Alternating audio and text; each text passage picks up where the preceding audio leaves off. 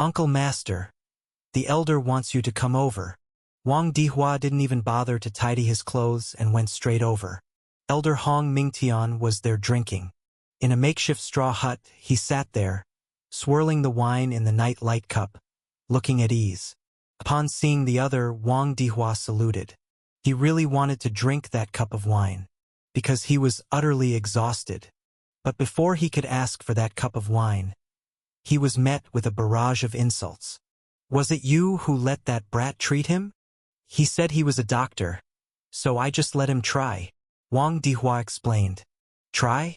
Can you take responsibility if something goes wrong? Have you consulted me about this? Don't think just because you're old you can ride your seniority. Am I giving you face? Hong Mingtian cursed while drinking half a cup of wine. It was as if scolding Wang Dihua became his side dish. Wang Dihua was too shocked to speak. He clenched his fists. He had endured great physical and mental strain to keep them safe, and this is how they treated him? My ass. Get that brat over here. I'll make him a proper doctor. Hong Mingtian said with a gloomy face. At this moment, the string of grievance and frustration in Wang Dihua's heart loosened, and he said, All right, I'll bring him over. Damn it, I'll get that living Yama to come over right now. Wang Dihua turned and went back, his sore hip aching. He looked at Duan Yun, maintaining his Uncle Master's posture, and said, You, come over for a moment. Duan Yun raised an eyebrow and followed him over. Behind a hidden tree, Wang Dihua knelt on the ground with a thud and said, Hero, that bastard Hong Mingtian doesn't appreciate favors, scolded me, and badmouthed you, yet asks you to go over. Duan Yun raised an eyebrow and said, Wants me to go over? I can't persuade him otherwise. Duan Yun nodded and said, I was going to go over anyway. After that, he went over. Actually, even if he wasn't asked to go over today, he would have gone anyway, because he wanted to know the destination. Just as he approached the straw hut, Duan Yun felt Elder Hong Mingtian's stern gaze. Hong Mingtian scrutinized him, his voice gloomy. Are you from the same hometown as the madam? Duan Yun nodded and said, I grew up in the same place as the madam. Upon hearing this, Hong Mingtian's face turned even colder. In fact, he had long suspected his madam of having an affair with another man, and this suddenly appearing compatriot, both handsome and young, was hard not to suspect. He felt a vague jealousy and hatred in his heart, so he not only wanted Duan Yun dead but also wanted him uncomfortable. The madam has no discernment, inviting some unworthy folks, Hong Mingtian mocked. Duan Yun looked at him, gradually understanding, and said, Yes, the madam likes to associate with unworthy people. The two moles on her right hip and left chest are quite beautiful. I often see them. Hong Mingtian was taken aback. Afterward, he blinked, only then reacting, his face turning ashen. You, elder, you wouldn't want everyone to know about the madam's indiscretions with unworthy folks, right? Duan Yun responded. Hong Mingtian looked at this brazen scoundrel boldly defying him in front of him, and realized. This scoundrel knows he's dying from blood life smoke, is reckless and mad. That's why he's so bold. But, if you don't act mad, you could survive a few more days as expendables. But this madness, old me will let you know the tragic result of sleeping with my wife. You, come with me. As he spoke, he moved like a gust of wind next to Duan Yun, grabbing Duan Yun by the shoulder. His right hand, like pliers, gripped Duan Yun, pulling him into the nearby hidden woods. Brat, you'll soon know that even hoping for death can be a luxury. Seeing no one around, Hong Mingtian, afraid of family disgrace spreading, grimly said, Oh, ah. As the number one inside man of the young hero, Uncle Master Wang Dihua had been watching over that side the whole time. He stood in a high place. From there, he could even see most of Duan Yun and Hong Mingtian's bodies. The next moment, he saw Hong Mingtian kneeling on the ground in anguish, much like he did before. Young hero, apply more force, make it more miserable, kill that scoundrel's teeth. Duan Yun adhered to tradition, poking to cause enuresis, about to start electrotherapy in an instant. But it was clear that Hong Mingtian, being an elder, was much more lively than Old Man Wang.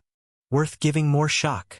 Before Duan Yun could start the electricity, this guy was already kneeling there, pleading, "Dad, I was wrong. From now on my wife is my mom. Play with her as you please." Duan Yun was shocked, so wise to recognize the current situation. "No wonder you're an elder." Without any hesitation, lightning from his palm ruthlessly pierced into the body.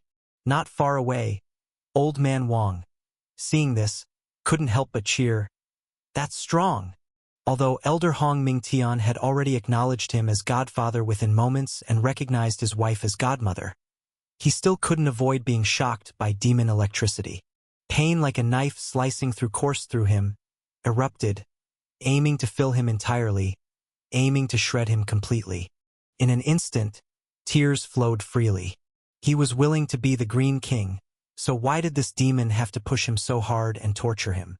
Could it be that having high martial prowess meant one could act recklessly? Ever accustomed to acting recklessly towards others, Hong Mingtian now felt unbearable suffering and distress. Usually, he was the one inflicting discomfort on others, and now the tables had turned. Thinking about it made him feel even more pained. Duan Yun had to admit that Hong Mingtian's skills were profound. Previously, Old Man Wang would turn pale with a slight increase in intensity, but this man was evidently more resilient to electricity, even displaying vitality amidst intense convulsions. He was the perfect subject to test electrotherapy techniques. He couldn't help but increase the intensity. Electrotherapy must be upgraded. Ultimately, Duan Yun only stopped when Hong Mingtian's body and mind were on the brink of collapse. Hong Mingtian fell to the ground, his eyes rolling back, feeling as if his entire being had been cleansed by a razor edge from inside out. Simultaneously, he felt purified, as though he had seen through worldly matters. Even if his wife was mounted by thousands, he didn't care anymore. He could even silently offer blessings. Now he was just pure like this. What exactly did that demon do to him? At this time, Duan Yun sat down, took out a pipe, took a puff and said, "What are you guys doing up the mountain this time?" This question went straight to the core secrets of the Red Tower Mountain operation. Such an intention was truly sinister. Hong Mingtian showed a conflicted expression and quickly revealed everything he knew to Duan Yun. Fairy Cave, Happiness Village, Golden Palace. After hearing the news, Duan Yun found it quite interesting. Maybe he could really find the Golden Palace and perhaps encounter a Valkyrie with a magnificent bosom? It is said that the Valkyrie has been wandering within the Golden Palace, killing gods on sight, slashing Buddhas when encountered, leaving no survivors, and it's uncertain if he could withstand her. Just like other people of the martial world, Duan Yun was filled with curiosity. Moreover, as a skilled martial artist, he desired a fierce encounter with the Valkyrie. Currently, few people want a fierce exchange with him. Ming Xing and Ming Yu count as a pair, and this Valkyrie could also be considered one. Wondering if the Valkyrie had as much vigor as Ming Xing, Duan Yun thought it was worth a shot, and thus said, "Then you guys continue. No need to mind me." Hong Mingtian realized this guy was trying to pick peaches. Pick the peaches of their Red Tower Mountain. After spending so much effort, losing so many brothers and resources, he barely found clues about the Golden Palace, only to be targeted by this evil demon. But he had no choice. The weak should kneel before the strong, letting them harvest at will. He wasn't like Old Man Wang who had guessed Duan Yun's identity. He only knew this person was powerful, with cruel and bizarre tactics, possibly having the strength of a grandmaster. Having a grandmaster sleep with his wife was simply an honor. His mistake was feeling jealousy, jealous that this expert had his wife, and seeking trouble with him or he wouldn't be made to kneel. He never expected this young and handsome man to be a hidden expert. Not only that, he was also well-informed, having found an opportunity to integrate into their team. Thus, in Hong Mingtian's eyes, Duan Yun was a master of grandmaster caliber, who mingled among their people to pick the peaches of their Red Tower Mountain. As for his own wife's peaches, they had long been picked. That was no longer important. When such an expert picks your wife's peaches, What else can you do but offer them up with both hands? Unless the second sect master or sect master personally, along with experts like him in the sect, could take down this guy. Unfortunately, currently leading the team was only an elder like him, while the other two accompanying elders were inferior. At this time, Hong Mingtian couldn't help recalling Old Man Wang's previous behavior. My goodness, that guy had been groomed long ago, hence his previous demeanor. He couldn't help but gnash his teeth in hatred toward Old Man Wang. Once this matter is over, I swear to settle the score with you. If I can't handle this Grandmaster-level expert, I can certainly deal with you. But remembering it was him who first pledged allegiance by acknowledging him as father, then wouldn't he be in a place inferior to him for the entire journey, and have to call him elder brother? Being an elder of a sect, a real old hand of the martial world, Hong Mingtian resolutely chose to endure. As long as I'm alive, there is always hope. As long as I wait for the sect master or second sect master, the advantage naturally lies with me. Observing the young man before him, Hong Mingtian simply couldn't figure out which deity he was. In short, unlucky, deeply unlucky. You could say Hong Mingtian was overly optimistic, entirely underestimating Duan Yun's danger. Because he didn't realize that this was the infamous old demon Duan who liked to exterminate whole clans without giving face. At this moment, Duan Yun couldn't help but ask, "After you reach that paradise-like village, what exactly is your plan?" Hong Mingtian replied, "Find an opportunity to ask for directions. If soft methods don't work, resort to force." Duan Yun's face clouded. "What else is there?" Seeing the opponent's gaze, Hong Mingtian had an uncanny feeling the opponent could read minds, and dare not hide anything. Heard there are numerous beauties there. The brothers planned to please themselves first and foremost. At this point, he quickly flattered, "At that time, father, you go first," with a resounding slap. Before Hong Mingtian could react, the sinister demon electricity entered his body once more, leaving him in tears. After being shocked again, he lay there, showing despair on his face. Let it all end. Too tired. Speaking wrongly leads to being shocked. Who can endure that? Let him be the first one up, impossible. If I had known, I would have said give everything to him to exploit, they just watch, but won't even look. At this moment, Duan Yun's voice echoed hauntingly. From now on, our team must adhere to righteousness. Ha! Hong Mingtian felt the term righteousness was novel. We are people of the martial world, entering a secret fairy cave to find the fairy. Talking about righteousness? Righteousness is something only the weak without power to resist would mention. Or, there was a time when there was a very special academy called the Two-Story Academy, where people would listen when they talked about righteousness. This was because the academy had a very special teacher, leading a group of powerful students.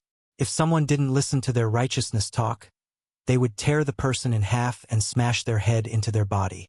That could be said to be the darkest period in the martial world.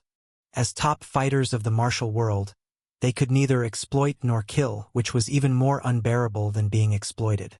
Unfortunately, they had to endure because that teacher's skill was indeed better than a two-story building. Until later, when the teacher grew old, a group of masters ambushed and killed him, and the Two-Story Academy was almost eradicated. The martial world once again saw the light of dawn. This master in front of us is talking about righteousness again. Could he be the disciple of that teacher? One can only say the world is in chaos. Even such evil demons have resurfaced in the martial world. Evil demons like that teacher were finally torn into several pieces by masters, with each piece buried separately across the land for true satisfaction. And this evil demon before us dares to bring up such things again. He will definitely meet a more tragic end then. No matter how formidable you are, can you be as powerful as that evil teacher? But these are words for later. Currently, he is not a match for this evil demon. Righteousness it is then. Coming out from behind the tree, Elder Hong Mingtian continued to maintain his proud elder demeanor. Later, he seized an opportunity to express his views on righteousness, telling everyone to adhere to it. Those from Red Tower Mountain, upon hearing, only felt Elder Hong was acting strangely. We are not evil demons or wrongdoers, why talk about righteousness? Seeing they were about to reach the fairy cave, their pants were ready to come off, and you tell us not to exploit or kill. Of course, this crowd only dared to be angry but dared not speak. For Hong Mingtian was now the leader. Yet when they reached that village and faced that situation, everyone became restless and uncontrolled. How could you possibly punish everyone? Afterwards, this righteous army continued their journey. According to what Duan Yun heard from Hong Mingtian, in just one more day, they would reach the fairy cave. On the road, the marks previously left by Red Tower Mountain began to appear. Along the way, they occasionally entered those deep, mountainous old forests. In the forest, roots and vines intertwined like snakes, and there were even real snakes. Even with the blood life smoke leading the way, someone still got bitten by a venomous snake and was poisoned. In such cases, amputation is often required. With Duan Yun, the divine doctor there, naturally, there was no need for amputation. But thinking about how these people had previously intended to exploit and kill in that village, he didn't really treat them, dismissing them with a single word: amputate. Yes, an inner sect disciple who originally didn't need to amputate had to undergo amputation too. Because after the amputation, someone said the snake that bit him was not venomous. The inner sect disciple stood there on one leg, shocked. "Why didn't you say so earlier?" The person stammered, "I didn't see clearly at the time, only just confirmed it." 5 men were lost along the way, casting a shadow over the team. This was the price of entering the Golden Mountain in the summer. Duan Yun had to admit, Red Tower Mountain's blood life smoke was quite something. If it weren't for this thing, more than half of these people would have died or been wounded here. In this deep, mountainous, old forest, venomous snakes were the least of problems. Those poisonous mosquitoes and insects, small and numerous, were even deadlier, hard to fend off. After all, not everyone can, like him, emit sword chi to slash mosquitoes and insects. At dusk, the remnants of the setting sun cast a bloody veil over the forest. The sky was gradually turning dark, yet they still hadn't walked out of the forest. And the night here would be even more dangerous. At this moment, someone ahead shouted, "Peach Blossom! That's the Peach Blossom Forest." Seeing the peach blossoms, it meant they were close. The originally oppressive atmosphere suddenly dissipated. Duan Yun and Ziyu were amazed when they saw the peach blossom forest. Although they had read the Taoist Garden since childhood, at this moment, seeing the peach blossom forest blooming passionately under the sunset with petals falling everywhere, they realized the real scenery was so captivating. Here, their entire body and mind felt a sense of relaxation and warmth, forming a stark contrast with the previous sinister and terrifying mountain forest. Very soon, someone ahead discovered the fairy cave. The fairy cave was right on the mountain wall behind the peach forest. Honestly, from here, it really did resemble a fairy's formation. Ziyu had already noticed this and couldn't help but remark, could it be that a fairy did live here in the past, planting this forest and creating such a cave? Duan Yun couldn't help joking, "You mean the cave is a mold of the fairy?" "What mold?" Ziyu didn't understand and asked puzzled. Afterwards, the group couldn't wait to enter the cave. They had traveled in the mountains for so long, tired and hungry, and frightened, now eager to rest in Taoyuan. Especially those outer sect disciples who smoked blood life smoke, feeling severely depleted of vitality, urgently needed rest. Duan Yun and Ziyu walked slowly toward the cave entrance, smelling the peach blossom fragrance. Walking shoulder to shoulder in this environment with falling petals, they looked both like siblings and like a couple. At this moment, Ziyu unexpectedly took Duan Yun's arm. Duan Yun was puzzled. "What are you doing?" In this scene, what's wrong with a sister and brother appreciating it together? Ziyu said flirtatiously. "Qingyu, you woke up really early," Duan Yun remarked. "What, you missed my sister?" "Actually, you can consider me your sister. I wouldn't mind," Ziyu teased. Duan Yun ignored her and had already entered the cave. Now Qingyu couldn't hold on to him, since the cave started off very narrow, just wide enough for a person. After walking dozens of steps, it suddenly opened up. Just like the inner sect disciple who first found this place described, in front of them was a hidden paradise. The houses were orderly, and the paths crisscrossed. At dusk, children were playing under the peach trees next to the houses, and old people were feeding chickens. There were also pretty young women gathering clothes and cooking in the kitchen. Amidst the curling smoke, it was an extremely beautiful scene. Witnessing this, especially the pretty young women, the group from Red Tower Mountain rushed over as if they were soldiers entering a village.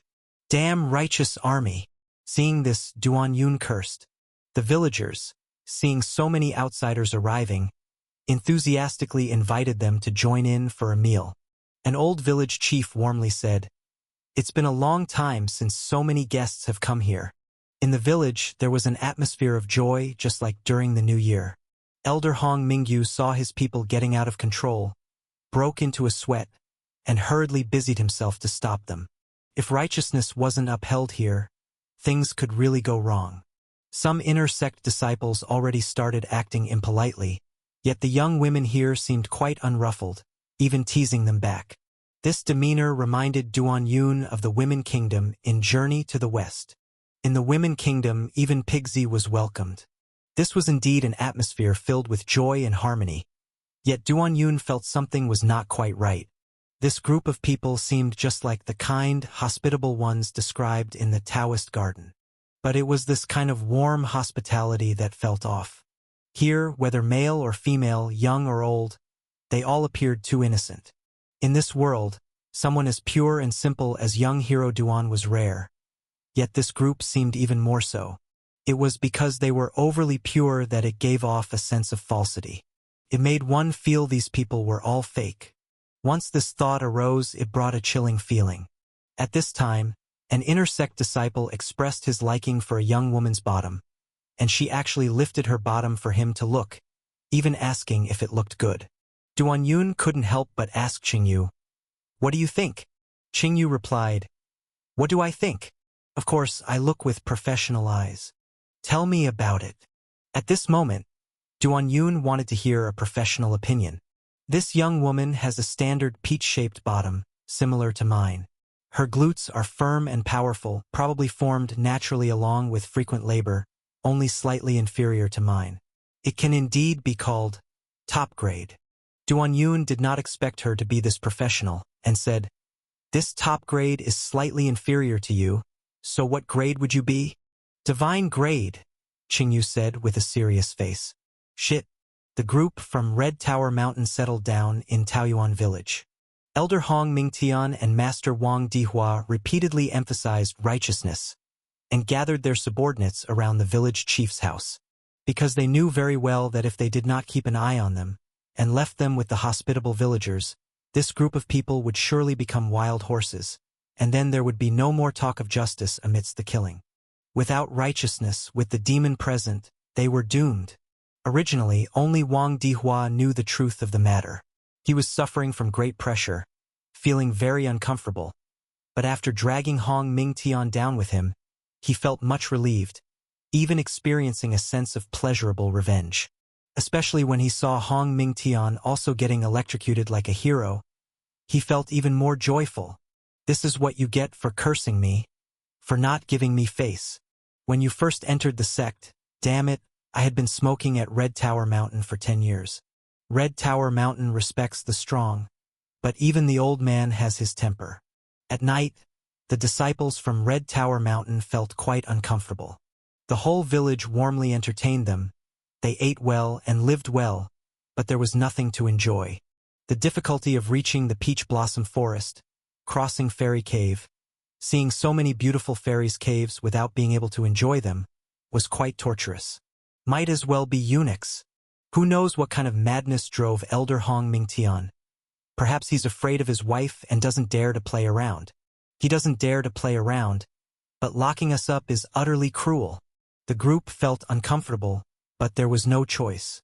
Because, to uphold righteousness, Elder Hong and Master Wang even volunteered to keep watch at night, leaving them no opportunity.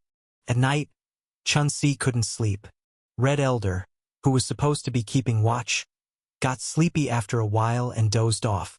You have to know that, in the past, The elders enjoyed their sleep. They never suffered like this before. Chun-Si got up from his bed and walked towards the outhouse. This was a small farmhouse near the village chief's home. The owner had given them the house and went to stay with relatives. Such a village, peaceful and serene, was truly beautiful. For Chun-Si, the reason the village is like this is because there are no bad things here. Chun-Si's old home used to be such a village, deep in the mountains, very secluded. Everyone knew each other. Each household worked at sunrise and rested at sunset. Life was peaceful. But until one day a few monks came. The village eagerly welcomed the guests, as it was rare to have visitors, especially masters. Who would have thought that these seemingly kind monks would turn into murderers after being fed well? Since their martial arts were impressive, the villagers were no match for them. In the end, Chun-Si's parents and sister died at the hands of these monks. The most tragic was his sister. He narrowly escaped with his life and later found out those monks were from the Dusk Temple, and not many dared to provoke them. Chun-Si bore a deep-seated blood feud, wanting to learn martial arts to exact revenge. But in the process of learning martial arts, he gradually forgot about revenge. Or rather, he still wasn't a match for those monks, so he put it out of his mind. He began to understand the martial world, realized that it was full of murders, and he also became one of the murderers. Yes, now that he was equipped with martial arts, he was no longer a victim. Indeed, the essence of learning martial arts was for this purpose. He wanted to climb higher step by step, wanted to kill, wanted to become transcendent. So, after taking a piss, Chun-Si swung his pants, climbed over the wall, and entered the small courtyard across the road. A jasmine plant stood at the doorway of the left room in the small courtyard, exuding a gentle fragrance, quiet and beautiful in the night. Chun-Si took a deep breath and pushed the door open. As he pushed the door, his heart was filled with joy, because the door wasn't locked at all. He climbed directly onto a bed with a light fragrance, feeling the warm body there. In the darkness, a woman's voice cried out, "Who are you? What are you doing? Why are you on my bed? If you don't speak, I'm going to scream." Chun-Si said, "What are you pretending for?" The woman's voice trembled with fear. "It's you. You were asking me to come find you in the dead of night, right?" Chun-Si said. He saw during the day that this woman was interested in him. Wasn't this just perfect? Elder Hong surely couldn't control him stealing a person, right? Having an affair doesn't violate righteousness. Not long after, the bed began to sway lightly. The woman was sensible and didn't make too much noise. After the effort, Chun-Si held the woman and fell asleep. He slept peacefully, as if he was back in his hometown. Back in that warm village, his parents and sister there, he's still a hard-working farmer. He just felt it was all so beautiful, as if the days were always that cool and warm summer. But suddenly, Chun-Si felt cold and couldn't help but shiver. He then woke up, realizing it was a dream, a beautiful yet regretful dream. He had mixed in the dark martial world for so long, seldom thinking of his family. But tonight, perhaps because Taoyuan village was too beautiful, or maybe because the woman beside him was too gentle, he was reminded of them. He couldn't help but hold the woman beside him tighter. With this embrace, Chun-Si suddenly felt something amiss. The girl, who should have been soft and fragrant, was now as cold as ice. It was this girl's cold body that had woken him up before. Chun-Si suddenly remembered a detail, that ever since he entered the room and played with this girl, she had been facing away from him the whole time. He admitted that he really liked her, but not seeing her face all that time and her icy cold body made him confused. At this thought, Chun-Si couldn't help but shiver. He couldn't help but retreat a little from the bed. But as he moved, he tugged at the girl's body. So the girl's face suddenly fell before him. At this moment, Chun-Si was so frightened that his soul almost flew away. This girl's body was ice cold. Not to mention her entire face had a faint icy blue hue, just like a frozen corpse. Yet her lips were bright red, as if fresh blood. This scene reminded him of a female corpse. An alluring corpse. How did this girl die? Couldn't possibly be him who killed her, right? If it wasn't him who killed her, Then has the one entwining with him all along been this corpse? The girl's eyes had lost all luster, looking no different from a corpse that died with resentment. But in this dim night, there was always an illusion that she was staring at you. Thinking of this, Chun-Si was extremely frightened, shivering as he crawled down from the bed. It wasn't me who killed her. It wasn't me who killed her. Although Chun-Si was usually both treacherous and murderous, he really did not have the intent to kill this girl, because she reminded him of his beautiful hometown. That's why her mysterious death scared him so much. The window of this boudoir was not closed tightly, and from here, a layer of water vapor could be seen outside. As a result, the originally peaceful and serene Taoyuan village suddenly appeared quite mysterious and eerie, resembling an ominous cemetery. Chun-Si quietly pushed open the door and walked outside. As he pulled the door closed, he couldn't help but glance back at the bed, only to see that the girl still lay there, eyes open, as if she had been staring at him all along. Chun-Si hurriedly ran back. He was actually worried that he had caused a death, violating the elder's benevolence. Afraid that this girl was strange, so he wanted to return to his place. In that small room there were 2 other sect mates. It would be better to blend in with the sect mates. Passing through the hazy mist, Chun-Si returned to the small farmhouse. Without any hesitation, he walked towards his room. Inside the house, the 2 sect mates were still sweetly asleep. He couldn't help but squeeze into the bed. Having just been frightened, he couldn't resist wanting to draw some warmth from his good brother's sect mate. At this time, the sect mate Zhao Qing next to him woke up, seemingly wanting to go pee. He glanced at Chun-Si with sleepy eyes and said, "Where's the toilet?" "Left. The left side," Chun-Si replied. The next moment, they heard a thud, and Zhao Qing fell off the bed, screaming, "Ghost! Ghost!" This startled the other sect mate awake as well. This change made Chun-Si jump in fright. Seeing them looking in his direction, he couldn't help but conjure the image of that female corpse right behind him. Who are you?" At this moment, Zhao Qing, holding a pipe nervously, said. Chun-Si turned back to look, seeing no female corpse, only then realizing they were asking about him. So he said, I'm Chun-Si." As he took a step forward, the 2 sect mates retreated all the way back in fright. There was a copper mirror in the house. At this moment, Chun-Si couldn't help but glance in the mirror. At this glance, his soul almost flew away. He saw that his face was emitting a faint blue light, like a frozen corpse, yet his lips were extremely bright red, as if he had just sucked blood. Had he turned into that female corpse? Ah! Chun-Si couldn't help but let out a strange scream. Duan Yun and Ziyu heard the strange scream at the same time. The 2 siblings, as usual, had already dug a hole in the wall for communication, so they got dressed and opened the door almost simultaneously. At that moment, there was a sound of fabric slicing through the air, and Elder Hong Mingtian had already swept past ahead of them. When Duan Yun and Ziyu arrived at the small courtyard, they saw a man muttering there, "I'm human, not a ghost." But the instant they saw him, a chill ran down Duan Yun and Ziyu's spines, because the man appeared to be skin over bones, like a walking dried corpse. Elder. Seeing Hong Mingtian, Chun-Si thought he had seen a savior and rushed over. But in the end, Hong Mingtian was startled too, pushing him to the ground with a palm wind. After falling, Chun-Si lay there gasping with his mouth open, unable to crawl back up. Duan Yun was just about to go and check the situation when he already found that Chun-Si had stopped breathing. This man, who looked like a dried corpse, indeed wore the attire of a Red Tower Mountain disciple. But because he looked so thin, Duan Yun couldn't recognize who he was for a moment. At this time, an inner sect disciple beside him said in fear, He said he's Chun-Si.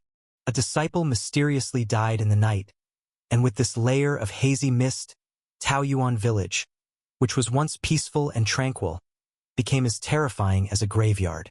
This Taoyuan village indeed has something wrong. At this moment, seeing Duan Yun, Hong Mingtian looked as if a son seeing his father. Duan Yun glanced at him, signaling him to continue.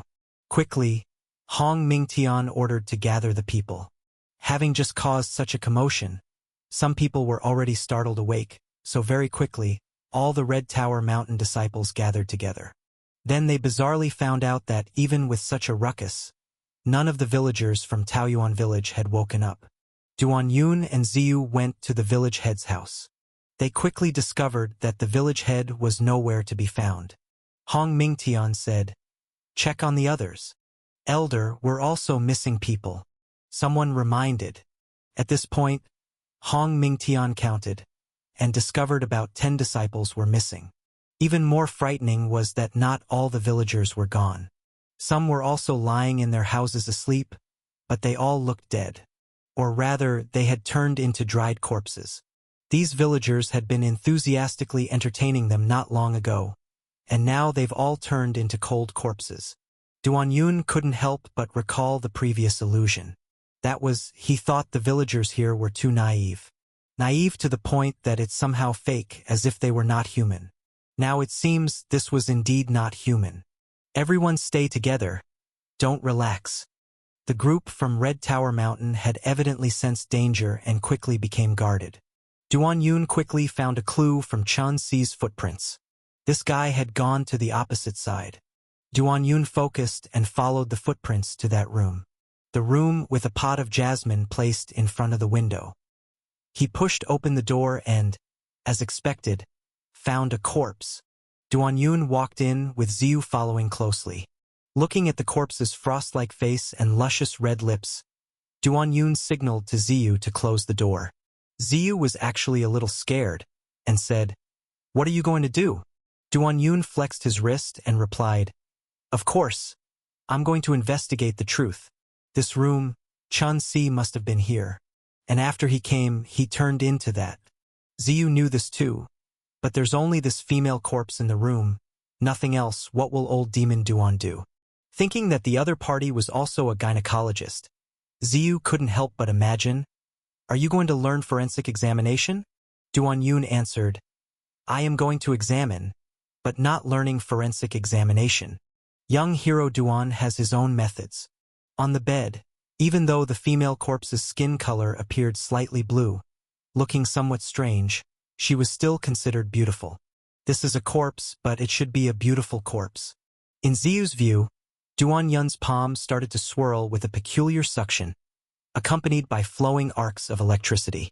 Beaming divine skill. The next moment, the palm was placed on the female corpse's head. Duan Yun's consciousness descended along with the suction and arcs of electricity. He quickly discovered that this was indeed a corpse, as he felt no breath of a living being. His palm rotated again. At this moment, he entered a subtle rhythm with the female corpse, and thus, fragments of memory floated into his mind. This memory was fragmented, not human-like, or rather more like a dream. But as Duan Yun delved deeper with beaming divine skill, this dream gradually became coherent. Golden tree, day and night life and death insect? As soon as some information appeared, the telepathy between Duan Yun and the female corpse reached its peak. Then in Ziyu's eyes, old demon Duan and the female corpse shivered together. Or rather, old demon Duan shivered quite a few times on the female corpse. Suddenly, the female corpse opened her mouth and screamed, "I want to be a hero." In the darkness, the people from Red Tower Mountain were already a bit like frightened birds, and suddenly hearing such a sentence, some were scared enough to almost wet themselves. What the? Who wants to be a hero? Is it a person or a ghost? Even if it's a ghost, they wouldn't dare to say such a thing. The mist-covered Taoyuan village suddenly turned into a chilling spectacle at night, with the corpses of Red Tower Mountain disciples and villagers, along with those missing disciples. In an instant, the Red Tower Mountain disciples felt as if infinite terror hid within the mist, concentrating their minds as they surveyed their surroundings, fearing something evil might emerge and drag them away. Who would have thought that the warm hospitality of Taoyuan village by day would turn so warmly hospitable at night? Elder Hong Mingtian quickly gathered several inner sect disciples to form a righteous search team to venture into the mist and find their missing comrades. These disciples felt a mixture of shock and fear, like mourning their parents, silently cursing Elder Hong Mingtian's ancestors and wife hundreds of times. Is this a righteous team? This is a damn death squad. Just as the death squad was tense and fearful, suddenly, a loud shout rang out. I want to be a hero. This voice was strikingly clear in the silent night, making everyone shudder. Even Elder Hong Mingtian, the leader, shivered instantly, his hair standing on end. This voice came from across the house. He had seen his new father and mother go over there earlier. Could it be their doing? At this moment, Hong Mingtian looked at Old Man Wang and found that the old man was not particularly surprised. His mind flashed with insight, realizing, I want to be a hero, righteous army. Could it be Old Demon Duan? The new father is the infamous Old Demon Duan. In that moment, Hong Mingtian was completely numbed. If the earlier surprise and change in Taoyuan village slightly numbed him, then now he was fully petrified. He realized how naive he was, hoping for a turnaround with the arrival of Sect Master or Second Sect Master, so that advantage could be his. If it's Old Demon Duan, even if Sect Master and Second Sect Master joined forces, they might not be opponents.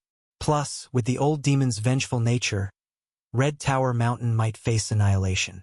By then, Red Tower Mountain smoke would barely be seen in the martial world, and they would only be a name on Old Demon's extermination list. No, Red Tower Mountain has been passed down for so many years, and the townspeople all love their smoke. They mustn't lose this heritage. Within the sect, Hong Mingtian has always had strong consciousness and belonging. At this moment, he felt a weight of 1,000 pounds pressing on him.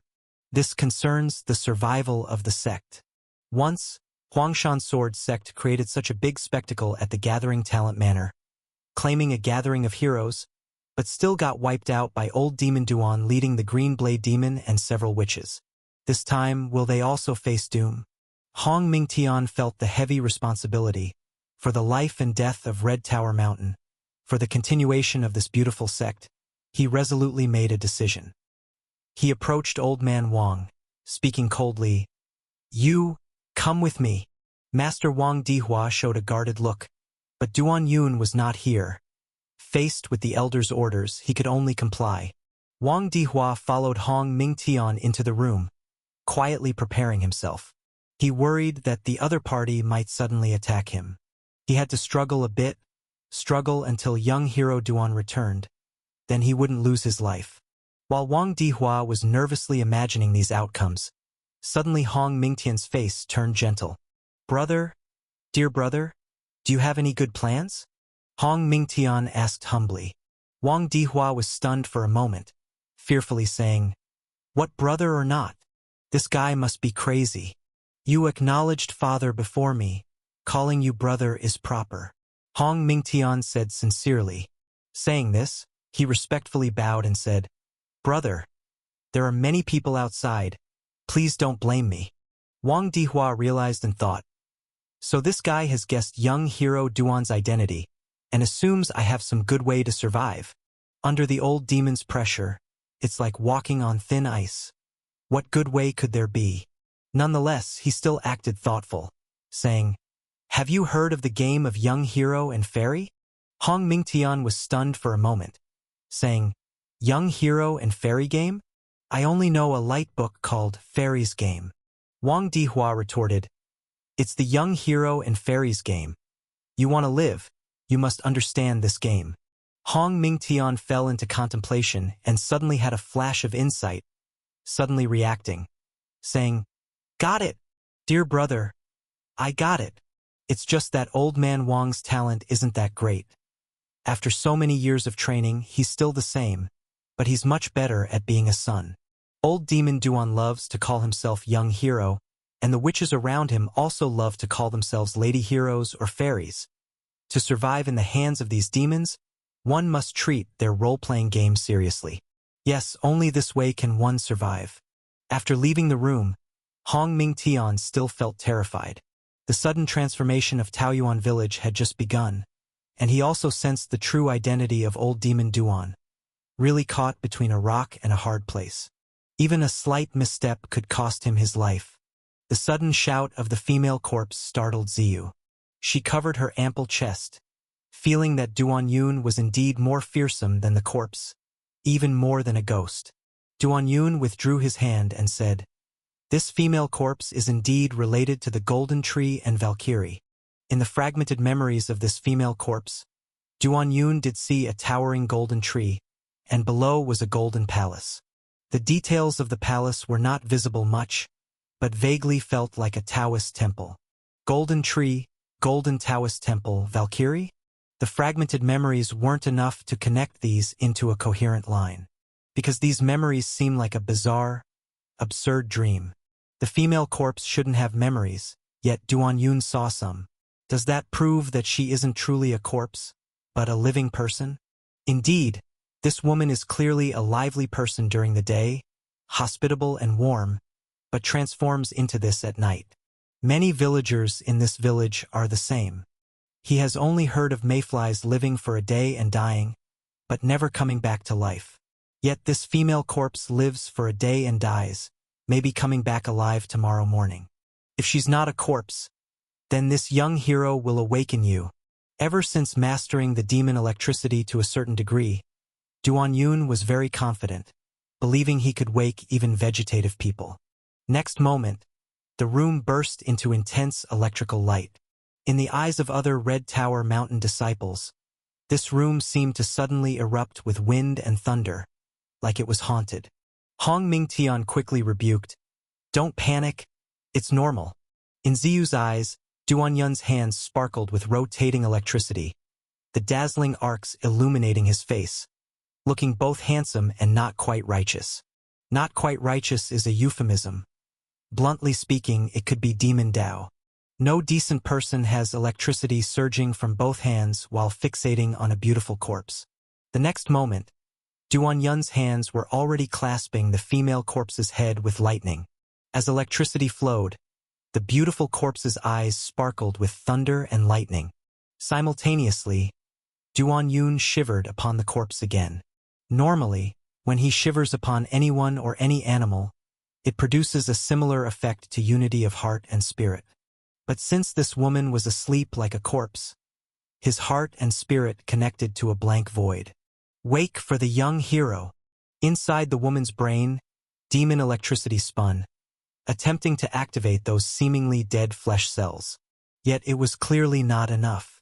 Extraordinary wisdom. Amp up the intensity. This time, Duan Yun was no longer pretending and yelled loudly. "Yes, I'm not pretending anymore. I'm the young hero acting for heaven. Also a gynecologist with extraordinary wisdom." As extraordinary wisdom flickered, Duan Yun grasped the key point. Logically, with this level of demon electricity, even vegetative people should awaken, but since she wasn't waking, it could only mean her condition was more severe than a vegetative state. Severe condition means more intensity is needed. Thus, he injected demon electricity into her brain, while inducing chills for unity of heart and spirit, and also unleashed Ming Chao. Zzzzz. Electric light shot from Duan Yun's eyes, causing the entire corpse to float off the bed. At this moment, Ziyu wasn't the only one secretly watching from inside. Outside the room were the two sons, Old Man Wang and Hong Mingtian. Even knowing Duan Yun was terrifying like a nightmare as old demon Duan, they were still shocked by this scene. God or demon? Is this still martial arts? The corpse was electrified and flew. Damn! The next instant, both men's pupils rapidly contracted into tiny black dots. Because the female corpse not only got electrified into floating, she wet herself. Urine splattered out like sharp arrows, while the corpse opened her mouth to scream, "I want to be a great hero." Under this immense stimulus, the lifeless gaze of the corpse gradually became bright, as if the corpse was coming back to life. "I!" She opened her mouth, wanting to speak, but the next moment, her gaze again dimmed. Is this stimulus still not enough? Currently inside the woman, not only was there demon electricity from the young hero forcefully reviving flesh, but also pure, boundless heroic spirit, and even strong resonance power. Yet she still couldn't awaken? If she's still not waking, she must truly be dead. What the hell? Extraordinary wisdom. I command you to solve everything, Duan Yun shouted while releasing electricity. To the eyes of Ziyu, Hong Mingtian, and Wang Dihua, he wasn't just releasing electricity, but acting insanely. One can only say old demon's insanity was terrifying. Here was a mix of electricity and urine, like a thunderstorm. Duan Yun's extraordinary wisdom opened wide, plunging him into a state of selfless immersion. Live in the morning, die at night. Live in the morning, die at night. I understand. The young hero understands, yes. Duan Yun extended his right hand and snapped his fingers. A heroic fire lotus blossomed within the dancing thunder. Normally, this was a prelude to unleashing the Thunder Fire Sword. But this time, Duan Yun wasn't unleashing the Thunder Fire Sword. He wanted the corpse before him to awaken. Open!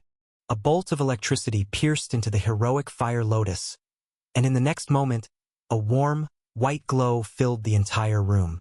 As soon as this light appeared, Ziyu and the others couldn't help but close their eyes. Yet the female corpse widened her eyes, suddenly full of life. I. In the next instant, she and Duan Yun shivered violently together. At this moment, Duan Yun instantly understood all her thoughts. Yes, the beautiful corpse woke up, indistinguishable from a normal person. Her mind no longer a blank void, now only drifting with a few memory fragments. Duan Yun was able to awaken her because he discovered the live in the morning, die at night principle. To live in the morning means daytime, when the sun rises over the horizon and shines. Now in the middle of the night with no sun, he'll create one himself. I am the sun. The result was very successful. I am simply a genius. At this point, Ziyu and the others no longer saw him as a genius. You've turned the beautiful corpse into this state, are still calling yourself a genius. You'd barely be a monster. At this moment, the female corpse suddenly spoke. Danger! At 5 to 7 a.m. Danger! She seemed to suddenly realize it's not truly daytime, her face filled with panic. Why? Duan Yun asked. Gold, under the golden tree. Beneath the golden leaves, there's a shadow. The woman hadn't finished speaking when a loud crash was heard, and the wall beside them was blown apart. Debris rained down on the woman like cannonballs. Duan Yun's figure flickered, electricity humming around him, reducing the stones to dust. At that moment, the electrical light illuminated a silhouette in the hole in the wall. Ziyu quickly said, The village chief. The previously vanished village chief appeared outside and suddenly made his move. Take care of her. As soon as he spoke, Duan Yun had already leapt out. Outside, the mist still hung heavily, and in the darkness, the slightly hunched figure of the village chief vanished like a ghost. Duan Yun didn't hesitate for a moment. His body moved like lightning, crackling with sparks as he darted to where the village chief had disappeared. The mist consumed the village chief's silhouette, seemingly lost, but not to Duan Yun. Thunder Fire Short Sword. Duan Yun pushed his palm forward, where heroic fire and thunder fire intertwined to form Thunder Fire Short Swords, launching them outward. The Thunder Fire Short Swords glimmered as they pierced the mist, tearing through the fog and darkness, illuminating the surroundings. In an instant, Duan Yun caught a glimpse of a figure darting northward. Without hesitation, Duan Yun dashed in pursuit. His speed was immense, carving a human-shaped wind tunnel through the mist, lingering long before it dissipated. The figure seemed to realize he had been exposed, hunched and transformed from a hunched old man to a child, sprinting even faster towards the village outskirts. Duan Yun knew that in the martial world, some people had mastered bone shrinking skills to the extent that they could transform from a robust man into a childlike figure. Previously in Wangchun City, they had caught a pervert who liked to tease women. He was able to do so successfully because he could shrink his bones to look like a child, allowing him to get a glimpse of women. The Shadow's bone shrinking skill just now probably far surpassed that pervert's, as he was able to instantly complete the transformation, shrinking into the shape of a child. In the mist, the figure was small and quick, and if it weren't for the slight part of his body visible, he could have been as legendary as Earth-traveling sun, who could tunnel through the ground. He was fast, but young hero Duan was even faster. Duan Yun's feet blurred into a phantom, his vibrating toe strength transforming into new power propelling him forward. Stop! Stop now, and I'll spare you for the moment, Duan Yun shouted as he chased. Upon hearing these words, the figure instantly ran even faster. Seeing this, Duan Yun's expression turned grim. Very well. Now your whole family is doomed. Saying this, he chased after like a gust of wind.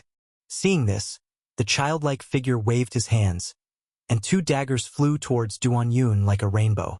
The daggers were quick and fierce. For someone to throw daggers with such force while running at that speed, his wrist strength was formidable. Your wrist strength is formidable, but this young hero is not afraid. Duan Yun caught the daggers with both hands and threw them back. The daggers flew back at an even faster speed.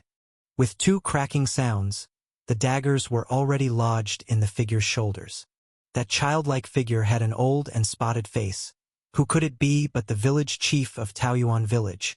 Seeing the daggers in his shoulders, his expression was pained and fearful.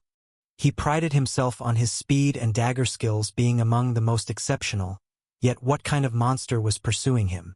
The next moment, the village chief's face twisted in fear.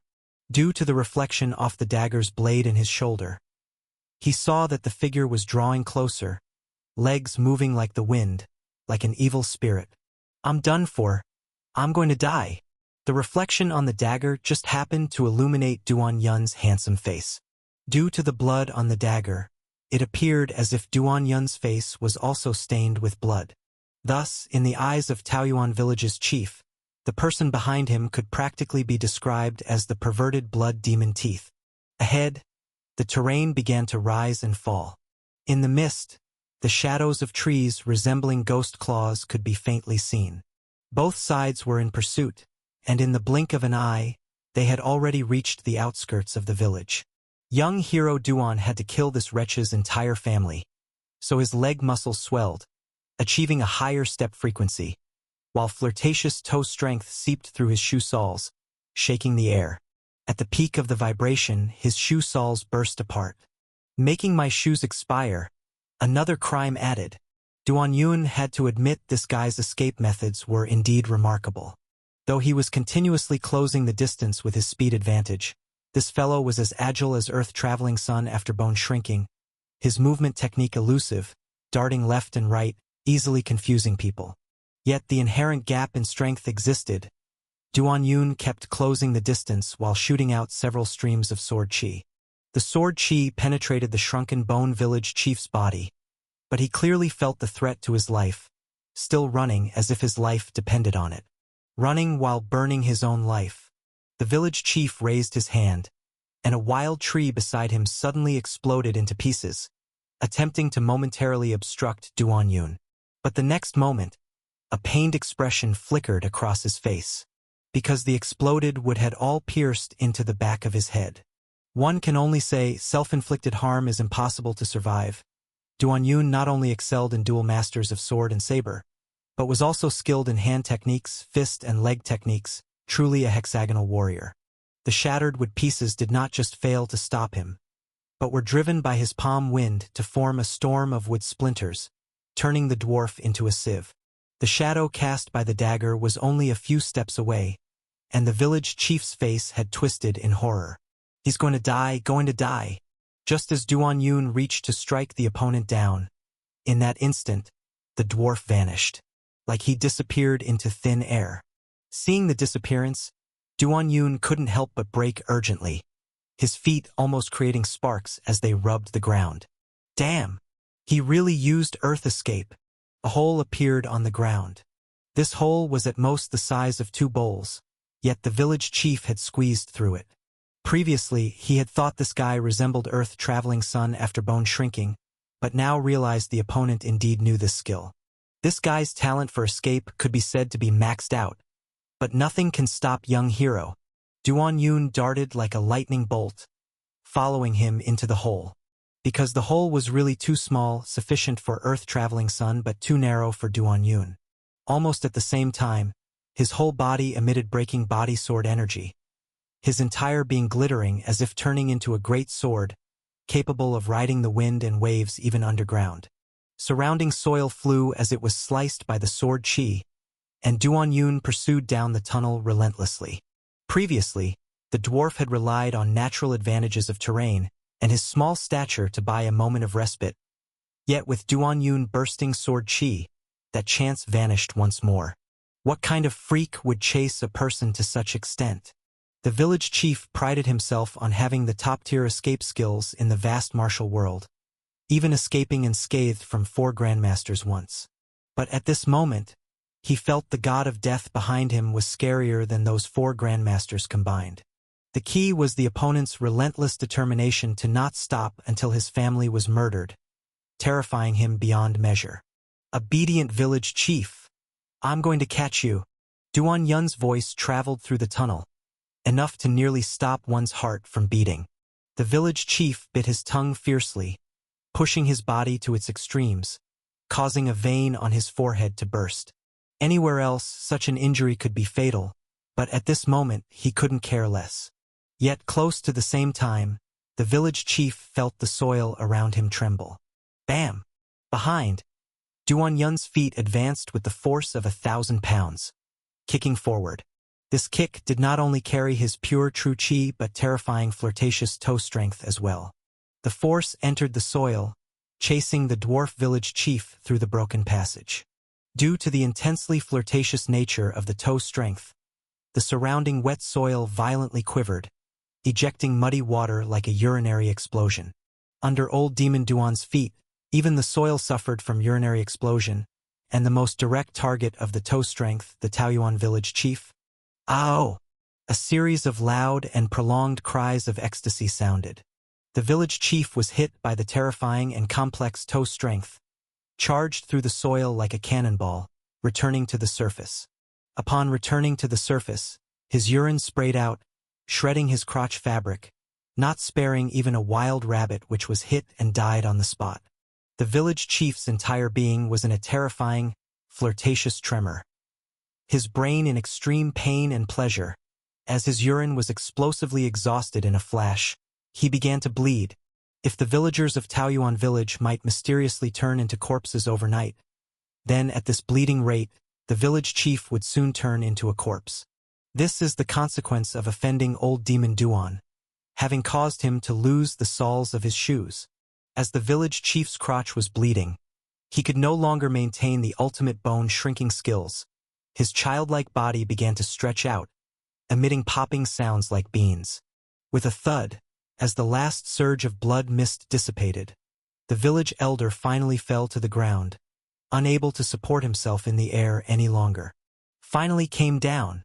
At this moment, the village elder's mind was completely blank, feeling as if his brain had just been shot away during that rise and fall. It wasn't until he firmly hit the ground that a trace of clarity returned to his mind. But the next moment clarity brought fear, because he heard a rustling sound. The village elder turned his head, only to see the handsome pervert crawling out of the ground, lying flat against it, slipping over like a fish. The opponent glided close to the ground, his legs already a shadowy blur due to speed, carrying the force of thunder and wind. This scene was already eerie and terrifying enough, even more so since it was aimed at him. The village elder struggled to stand up, initially wanting to find a high place to hide, but it was too late. No! I must! With a resounding explosion, Duan Yun's thunder and wind sliding tackle struck the other's legs dead on. The village elder's legs, like chopsticks, were broken, and his whole body was violently spun in the air, turning 30 times before he finally hit the ground. With a thud, when he finally fell to the ground, Duan Yun had lost count of how many times he spun. The other spun so fast it made him dizzy. Duan Yun rose from the sliding tackle stance, walking towards the village elder. The village elder's face was covered in blood, his trousers utterly destroyed, his body pierced with splinters like a porcupine, far from the cordial and honest look he had during the day. Run! Keep running! Duan Yun said as he walked. The village elder's eyes were blinded by blood, only able to see a blurry figure. Even with countless broken bones and shattered organs, his instinct to flee remained. Isn't it natural for people to fear King Yen? Even if you're dead, you fear King Yen. But to the village elder, the man before him was more terrifying than King Yen. The sky was dim, but the mist had thinned noticeably in this place. Visible were tall cypress trees, lush and green, solemn and serene. Duan Yun knew the village elder couldn't escape anymore. He knew the elder had 2 sons and a daughter, who had also disappeared earlier. He stepped forward, planning to use Biming divine skill before the elder died to find out where the elder's children were hiding, and then decide whether to kill his whole family. Young hero Duan wouldn't harm good people, but if those 3 children accepted his salvation and didn't have too many wicked deeds in memory, he wouldn't kill them. Of course, that's unlikely. The elder was already so bad, the chance of his missing children being good was very low. Thus, under the heroism of young hero, the village elder's family was likely to be wiped out. "Don't move. Let me see where your children are hiding," said Duan Yun with heroic spirit. A righteous big hand covered the elder's head. Surrounding mist was drawn in by palm force, swirling and forming a vortex. Duan Yun quickly synchronized with the elder, but due to severe injuries, the elder's consciousness was blurry, his memories chaotic and complex. In the memories, there was a kind and gentle side of the Taoyuan village elder, rolling up his sleeves to unclog an old lady's toilet. Still, the scene shifted to him assaulting the lady's daughter, like a lunatic. Or perhaps, in the elder's memory, the whole Taoyuan village was insane. They were normal when normal, friendly and harmonious like Duan Yun saw during the day, almost too naive and kind, nearly false. But when abnormal, they were extremely abnormal. For instance, on nights of the full moon, each household in Taoyuan village mingled together. Man with woman, man with man, woman with woman, even with pigs and dogs, and if some elderly could no longer work, they were sent to the mountains to retire. This is why most Taoyuan village residents were quite young. Even the women were beautiful. Because the old and ugly were sent to retire. The so-called retirement likely meant feeding something. There seemed to be some kind of fierce beast in the mountains, unclear even in the elder's memories. Focus. Keep your memories less chaotic. Where are your children? Duan Yun said, concentrating and inhaling. Said he'd take out the elder's family. Young hero wouldn't be distracted by other matters. Unexpectedly, Duan Yun realized the other's memories were chaotic, or rather shattered into countless pieces. Even though Duan Yun tried hard to use Biming divine skill, he couldn't change this trend. "What's going on?" Duan Yun asked confusedly. Golden leaves were saved." The elder suddenly looked in a specific direction, shouting madly.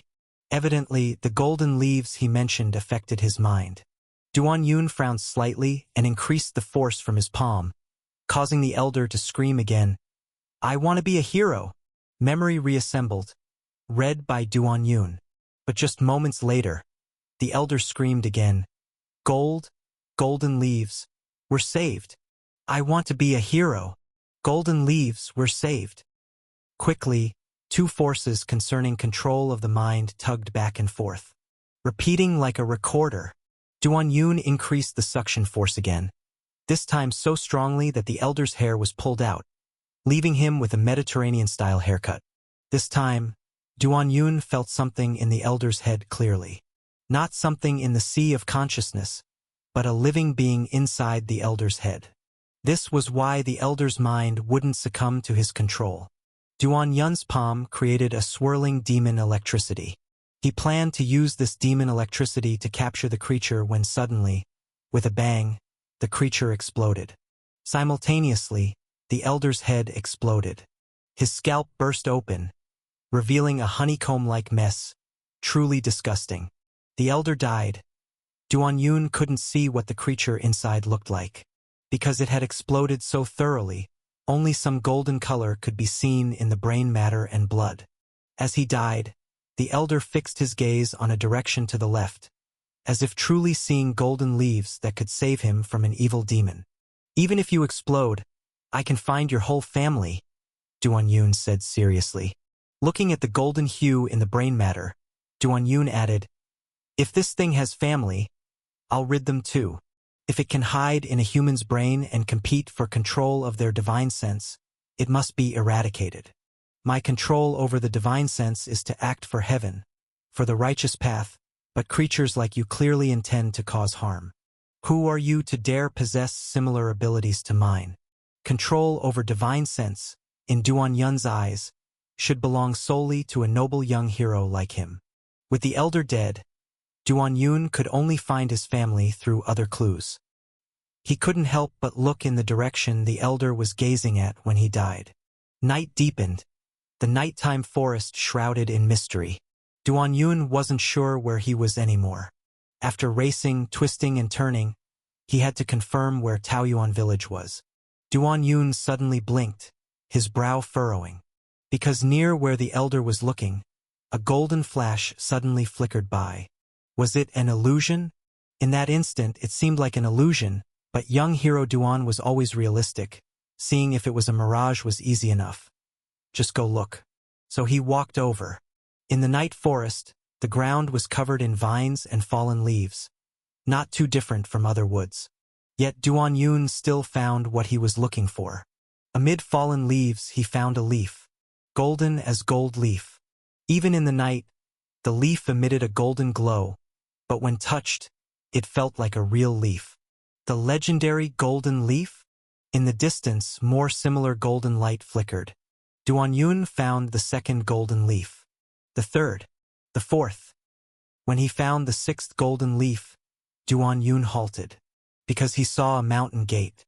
An ancient gate etched with an 8 diagrams mirror. A Taoist temple? Golden palace? Under the dim light of the sky, the ancient temple gates exuded an aura of age-old mystery. Duan Yun had previously accessed similar memories when trembling over the female corpse. Except that the palace of the temple was golden, resembling the golden palace spoken of in the martial world, rather than this ancient dilapidation. He couldn't help but recall what the female corpse had said. "Danger! At 5 a.m. Danger! Under the golden tree, golden leaves, and beneath the leaves, there is a shadow." At this time, it seemed not much different from 5 a.m. Could there truly be a golden tree here? And what is the shadow beneath it?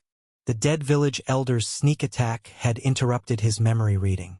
But it doesn't matter. Whatever is inside, he'll know once he sees it. Just then, a chill wind blew by, and the surrounding vines swayed like serpents, creating a ghostly atmosphere. Even Duan Yun felt a chill down his spine. This is the human instinct, a fear of the unknown. This temple seemed too ancient and remote, and such old, mysterious things always instill a primal fear. Duan Yun walked into the temple. The first thing that caught his eye was a courtyard. In the courtyard was a pill furnace, approximately 7 or 8 stories tall. This pill furnace was made of stone, covered with moss, but its height and size gave Duan Yun an uneasy sense of fear induced by giant objects. Especially the holes on the pill furnace, which looked like the eyes of monstrous creatures. This pill furnace was so tall that it seemed only a giant over 10 meters tall could use it for alchemy. Could there really be such a 10-meter-tall person in this world? Behind the pill furnace was a large hall. The hall didn't differ much from ordinary temple halls, making the pill furnace appear even more massive. Inside the hall, a heavenly venerate statue was enshrined. The heavenly venerate statue had no head, its long beard covered with vine-like snakes, resembling a serpent's den. Hiss, hiss. Through the dim skylight, Duan Yun indeed saw a red snake slithering inside. This headless heavenly venerate statue had truly become a snake's den. Behind the hall was an upward staircase. Due to the dim environment and the length of the staircase, one couldn't see to the top at a glance. The old stone steps had massive tree roots protruding from below, indicating that there should be a large tree nearby. A very large tree.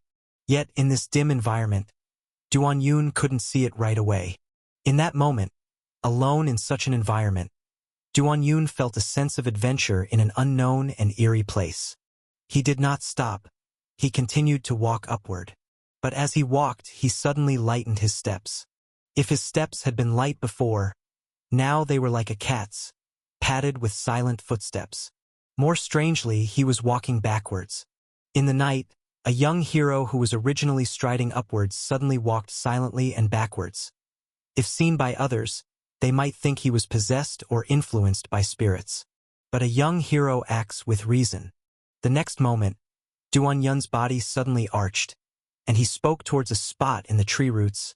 "Are you hiding here to ambush me?" Indeed, a man was nestled in the gap between the tree roots. It was a man holding a green metallic tube, clearly a sinister hidden weapon. This man had been hiding there, motionless and not daring to breathe heavily, knowing the terror of the approaching person. This was the village elder's eldest son. He was initially going to help his father kill, but couldn't bear to watch as his father was tortured to death while urinating blood. He didn't dare to look any further. This figure was an evil demon, emerging from who knows where, too sinister. So the eldest son retreated silently and hid among the tree roots. Seeing Duan Yun near the stairs, the village elder's eldest son was fully tensed, especially hearing the sound of footsteps on the ground. It gave the illusion that a soul-ensnaring black and white impermanence was approaching. Only when the footsteps faded into the distance did the eldest son's tense mind slightly relax. "Luckily, my spot is well hidden. If he insists on breaking in, it would be suicidal. No matter how powerful this evil demon is, he cannot be a match for that one. Or rather, for that one, crushing a martial world expert was as easy as crushing a chicken." However, just when the eldest son thought the father-killing demon had gone far away, a face suddenly appeared in his sight. This face was quite handsome, to the point of evoking envy. The eldest son had seen Duan Yun during the day and knew he was merely an insignificant outer disciple, which gave rise to sinister intentions, planning to cut off Duan Yun's face and wear it as his own. Little did he know this person was a hidden expert who just tormented his great father to death. And he chose to hide to survive. The old man had become less majestic as he aged and was no longer great, so it was okay for him to die. But he was still young and had to inherit the village leadership and continue to be great. He couldn't die. But people who fear death the most often encounter unexpected events, such as this face suddenly intruding, accompanied by, "Are you hiding here to ambush me?" The eldest son felt his soul practically leaping out of his body. "Ah!" As he saw Duan Yun about to come inside, the eldest son involuntarily cried out and pulled the trigger on the mechanism. This metallic tube, named 10 Death Bone Piercing Nails, was crafted by the weapon master Yezi. Grandmaster Yezi was skilled in swordsmithing, renowned throughout the world for crafting famous swords, and although he rarely made hidden weapons, that did not mean he was not adept at it. The 10 Death Bone Piercing Nails were crafted by the Grandmaster in his youth. The nails shot from this hidden weapon could easily penetrate gold and iron plates, with a speed that was both swift and fierce, which is why it was named 10 Deaths No Life. This hidden weapon was unique, not widely circulated in the martial world for long. Otherwise, with its precision and deadly power, it could rival the Tang Sek's Heavy Rain Pear Blossoms. Now, the 10 nails of the 10 Death Bone Piercing Nails were simultaneously launched, directly aiming at the handsome face of Duan Yun. Because of the extreme speed, the tails of the bone-piercing nails formed a grayish-white turbulence airstream. It hit. Seeing the proximity, Duan Yun surprisingly did not dodge, causing the eldest son's utterly terrified heart to give rise to a hint of joy. But before the joy could surface on his face, it had already been replaced by the sight on Duan Yun's face, only to see Duan Yun's fingertip thunder shoot out, forming a rapid electric sword. No matter how fast the bone-piercing nails were, compared to thunder and lightning, they inevitably fell short. In an instant, the 10 bone-piercing nails were shattered by the lightning and suspended in the air, much like a frail boy caught in the embrace of a beautiful lady, utterly unable to escape. "Your hidden weapon is good, quite powerful," Duan Yun remarked. The eldest son screamed, attempting to flee inside. Duan Yun, wary that this son of the village chief might also have the same ability to dig holes like his father, didn't hesitate at all. With a flick of his finger, The electric lights wrapped the bone-piercing nail into an electric sword and instantly plunged into the eldest son's body. The eldest son's thigh and arms were pierced in an instant, and he trembled violently under the electric sword, almost rolling his eyes. At this moment he couldn't even move. In the next moment he felt a terrible attraction. The eldest son's forehead was already pressed against Duan Yun's palm. Finished. Completely finished. The eldest son's face was full of despair. "Are you all hiding here?" Duan Yun said with a delighted expression. Previously, when the village chief died suddenly, Duan Yun was troubled about finding his whole family, but unexpectedly, the son actually hid here. It was only the fault of this eldest son for not learning well normally, relying on his hidden weapon, thinking he could match his father. In the future, he was supposed to stabilize his position as the village chief, but whether it was his escape method or real skills, he was far behind the village chief. The village chief could earth escape, he could not. The village chief could bone shrinking, he could not either, not even the basic skill of holding one's breath and calming one's mind when hiding. This was the reason Duan Yun felt something was amiss while walking on the stone steps. As a grandmaster-level martial arts expert, the senses were always much sharper than ordinary people. While walking on the road, Duan Yun always felt someone was breathing nearby, unexpectedly leading him to find them following this feeling. The next moment, a shiver had taken hold over the village chief's son. Birds of a feather flocked together. The eldest son was here, so the second son and younger daughter were likely here. Thus he would just reunite the whole family. The eldest son attacked the young hero with a hidden weapon, already a capital crime. Therefore, Duan Yun applied considerable force in reading his memories, and the eldest son's eyes quickly rolled back. But as with that old village chief, Duan Yun encountered the same situation of the living creature attempting to seize his divine sense. He couldn't help but gently relax his strength. He had already noticed that this creature had become one with this person's head. If pressed too hard, the other party was liable to self-destruct. Thus he could only proceed slowly and carefully. Duan Yun attempted to retrieve some memory fragments, finding much like with that old village chief, it was mostly chaotic images of the entire village. The people were usually so kind and simple, but when the time came, they'd start acting wildly, as if they'd smoked too much on Red Tower Mountain. He did not see the memories he wanted of the younger brother and sister, but young hero Duan had his own methods of finding them. Only to see him hold the eldest son, moving around nearby, suddenly shouting loudly, "I have your brother. If you don't come out and confess, this young hero will kill your dear brother. Your brother will die a terrible death, and you don't want to see him tortured to death, do you?" After saying this, Duan Yun's face sank, muttering, "Why do my lines make me sound like the villain? It's all your fault, making me say such things." So the village chief's family racked up more crimes. "Come out. If you don't come out, I'll kill your whole family. Dismember your brother first." With that, Duan Yun applied pressure, his right hand transforming into sharp claws, stabbing into the eldest son's scalp like the 9-yin white bone claw. The eldest son said in horror, I know where they are." Duan Yun exclaimed with joy, "Why didn't you say so earlier?" The eldest son's face was full of pain, quietly cursing, "You didn't ask either." Of course, he only dared to complain inwardly, not daring to speak it out. He had realized this guy held grudges, so he could only betray his younger siblings, hoping to gain a chance of survival. "Younger siblings, I'm sorry, but brother has been caught. The younger brother is still in the village, but the sister is in the pill furnace," the eldest son said in pain. Upon hearing this, Duan Yun hurried back. As a woman choosing not to behave, hiding in the pill furnace, how cunning, deserving a severe punishment. Duan Yun carried the eldest son, heading towards the pill furnace in front of the great hall.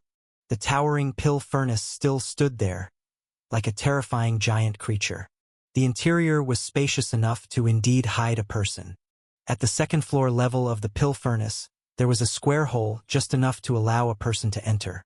Duan Yun stuck his head inside, looked around, but still did not find anyone. The next moment, he spoke, Stop hiding. Your brother told me. Your shoes are showing. The inside still remained silent.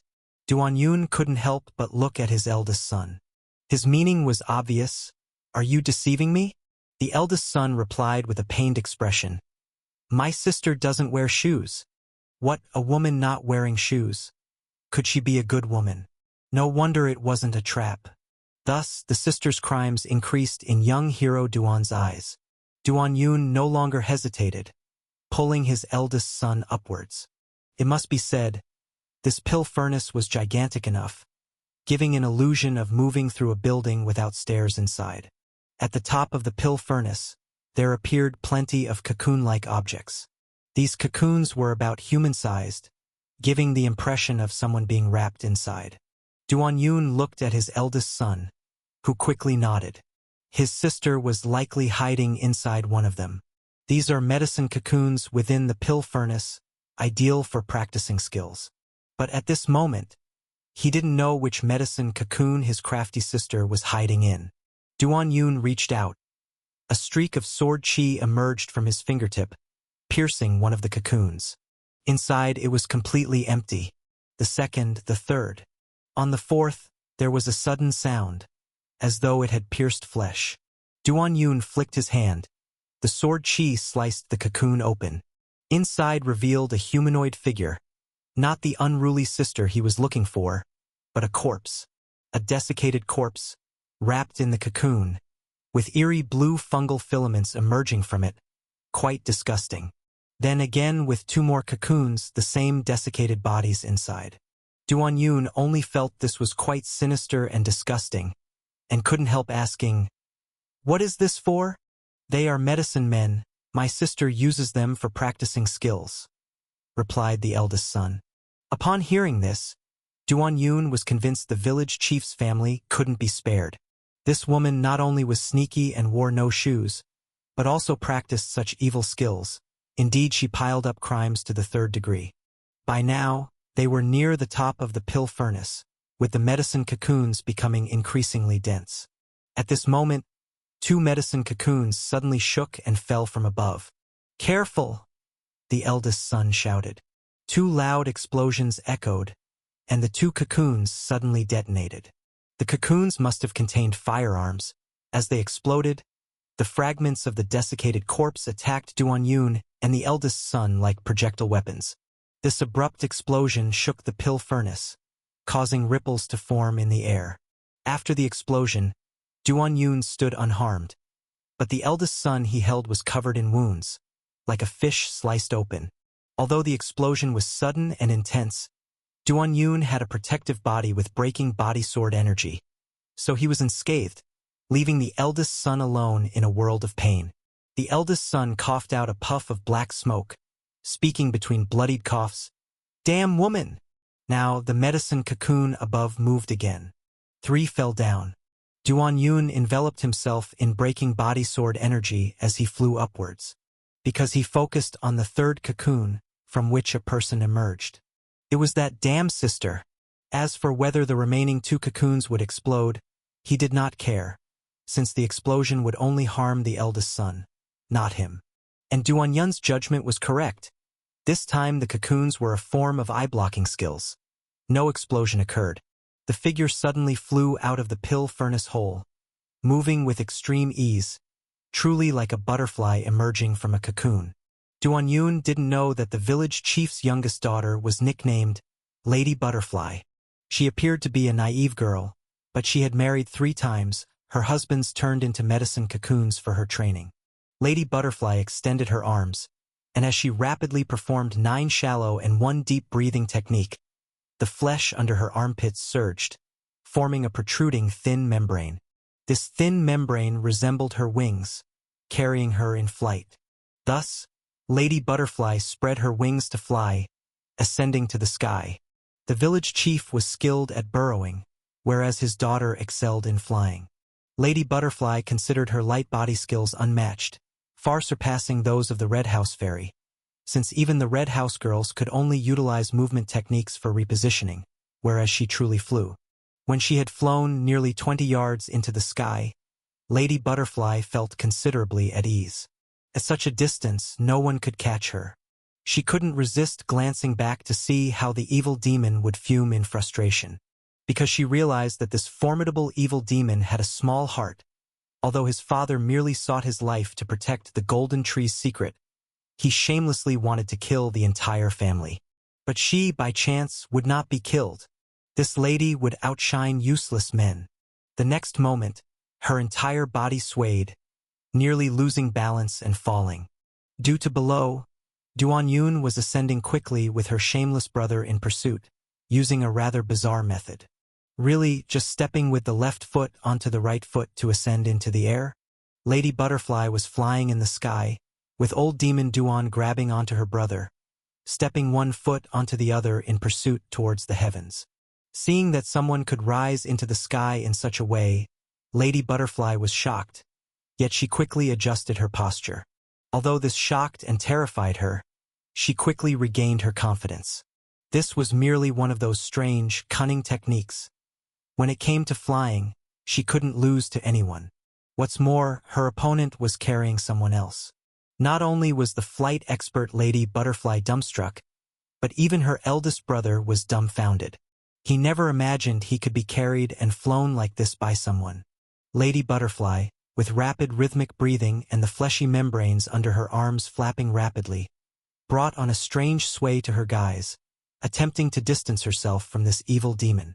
In the air, no one can catch me. No one. Yes, she could see it at a glance.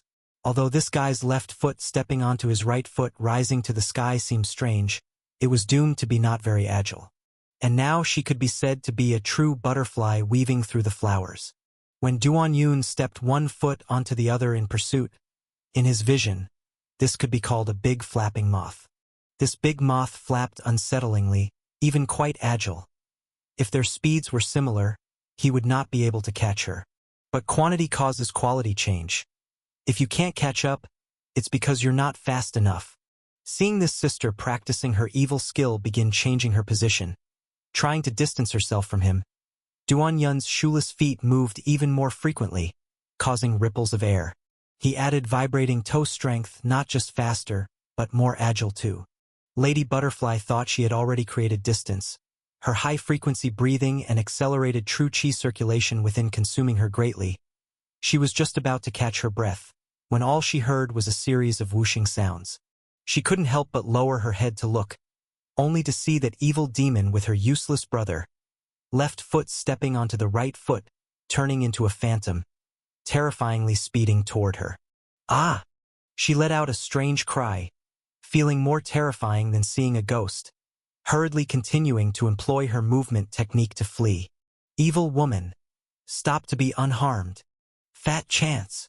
Seeing this big moth, the evil woman ready to flee again, Duan-Yun, originally stepping Fei-Yin with his feet, unleashed a series of consecutive front kicks.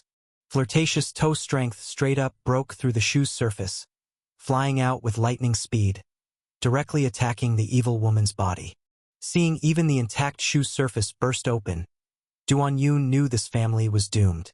His father caused the soul to be lost. His daughter caused the shoe surface to explode too. Such expensive boots. Lady Butterfly's ear twitched, sensing the crisis, her body suddenly spinning upwards like an eagle. Unfortunately, she was half a beat too slow.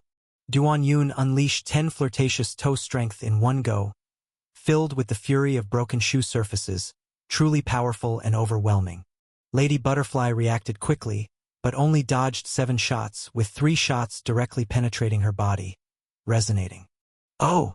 In her eldest brother's eyes, he saw his sister's graceful movement like a butterfly weaving through flowers, thinking she could escape. But in the next moment, he saw his sister tumbling through the air and wetting herself. She wet a lot. The spraying urine broke through her skirt as if in heavenly disarray. Duan-Yun quickly hoisted the eldest brother in front to shield against his sister's rain.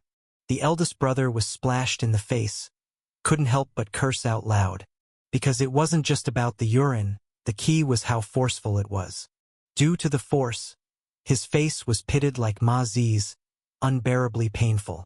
Suddenly encountering such a change, Lady Butterfly's body faltered, falling downwards.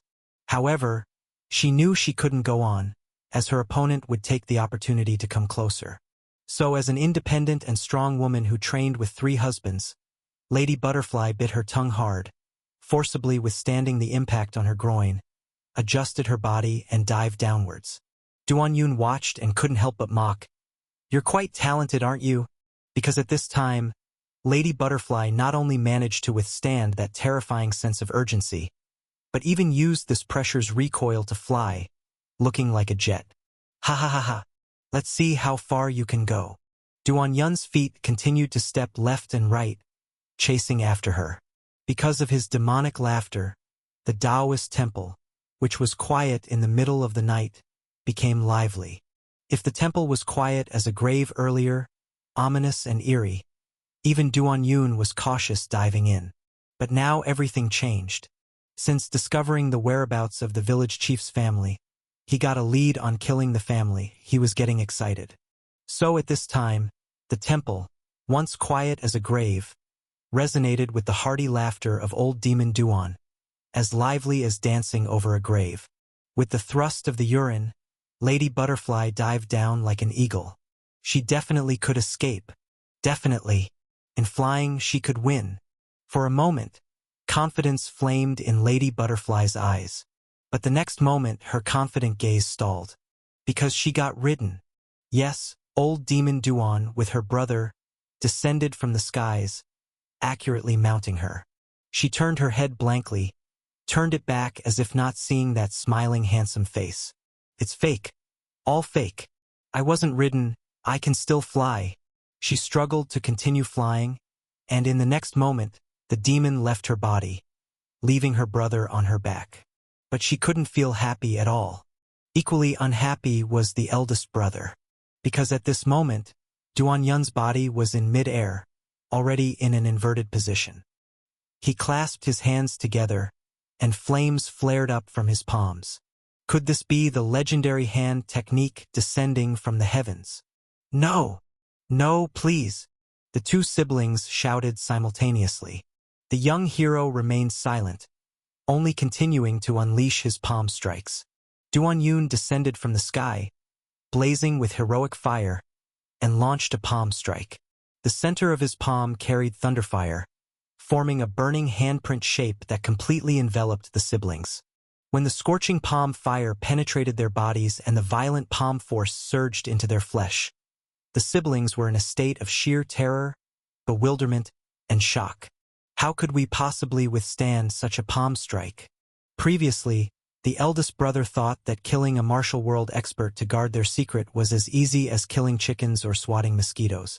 But now, under this terrifying palm force, they felt no different than mosquitoes or chickens, because they were about to be roasted alive.